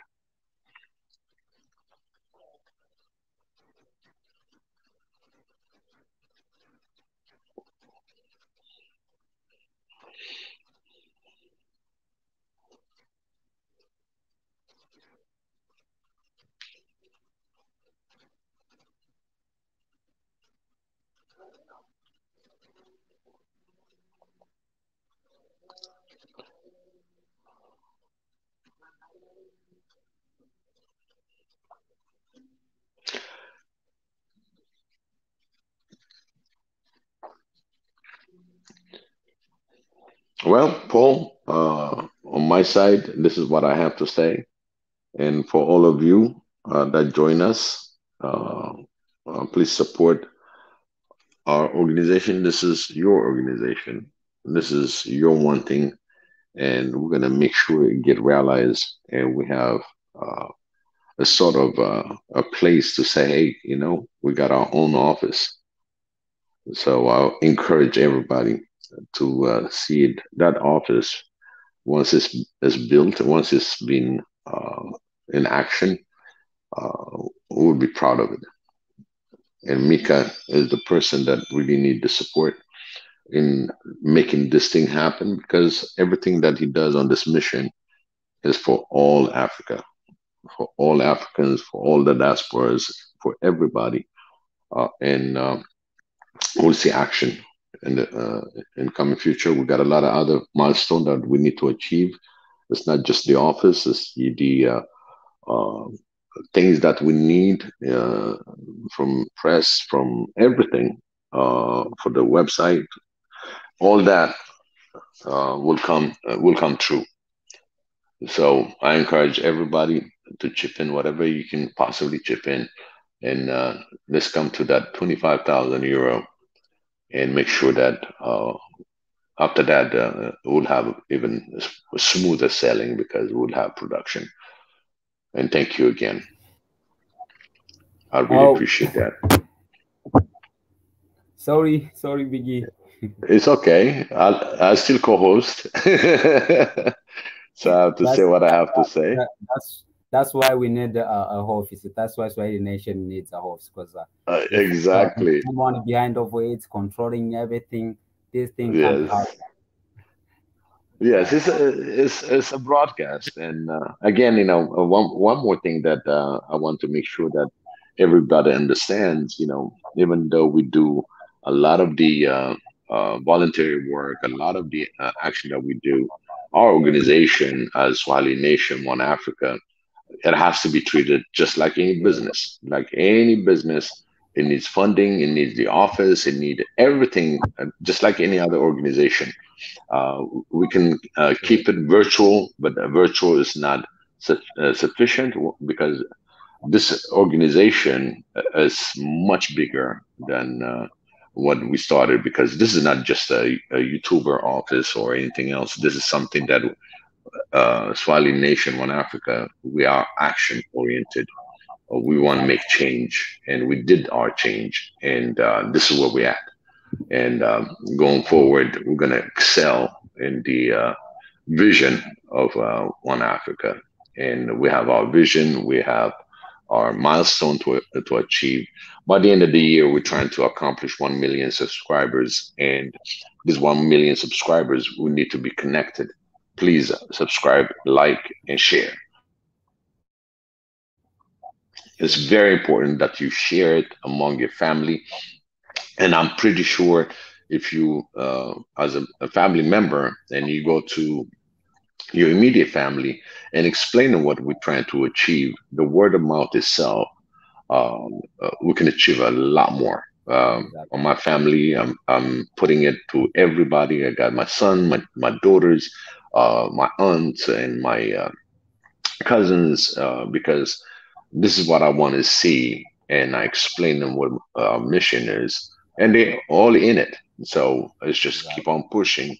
It start with your own family, your immediate family. You don't have to go that far, and see how we can really push the foundation of the organization. So again, think about it and treat it like a business. This is a nonprofit. This is something that we're trying to establish. So you'll be proud.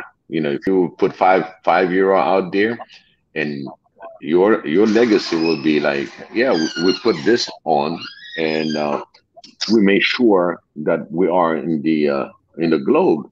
And for $5, you have representation. You will see that you contributed, and you'll be so proud. As your €5 will be 5 million gazillion time satisfaction, because your satisfaction and your peace of mind uh, will be priceless, because you contributed as a family member, as one African family, and that really goes beyond. Because look at the example that I always give is the GERD, the Renaissance Dam that was built by the Ethiopian people. There was no other funding Sure. that came in from the outside. It never been financed. It was financed by the people itself, and nobody can tell you what to do with it. And the same thing, once we have our organization and our foundation and our own websites and our own way of doing business, this will give us the strength that we are not there just to be YouTubers. We are people with action. Yeah. And as we going So forward, and this will be the proud moment, the day that we have that, just like the 200,000 subscribers that we got, how much excitement we had that night. The same thing. It's beyond that, actually. So really, your donations are appreciated. This is supporting ourselves, our own, as family members, and I really appreciate that again. sure. I give it to you back. Exactly. So I think because we have just ended the show, now it's the time like we have to rate people and go to recent the show uh Ebenezer. I think Ebenezer is live now. Now I think let's rate people to join one Ebenezer for his time now and end the show. So thank you so much, Biggie, for joining us for today, and hopefully another time we'll be having you. So today we are just discussing some, just just discussing climatic change in Africa. That's a real situation, and Ezra, he was here supporting us and say something on it. So I hope another time will be joining with us, and so that Swahili people can just hear your voice like today. And I know you know many languages, you know, like more than 2 languages you can speak it. So we'll be learning from you. Yeah, sure. Absolutely. Yeah. Absolutely. Yeah. Language is beautiful, and our Africa is full of it. It's enjoying each other's languages. It's a huge continent, and Swahili is one of the languages really well practiced. So I encourage everybody to learn it, including myself. Exactly. Okay, fine. Thank you. Let's end up the show because we have already prayed. So bye bye. All right, it's a wrap. Thank you so much for having me. Thank you so much. Bye-bye. Thank you too. Bye. You're welcome. Bye. Okay, bye.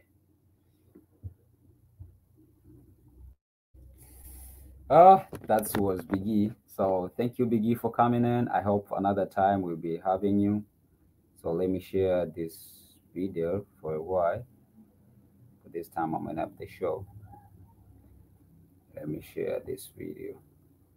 So people, don't forget to donate. Soil Nation office. That would be great for you. Don't forget. Don't forget. Don't forget. Sure.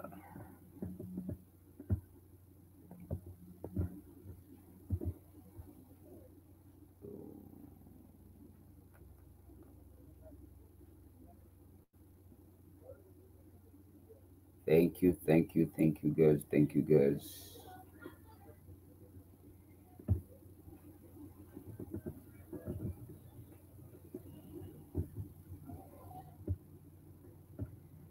Maybe let's end up the show. So, guys, bye bye.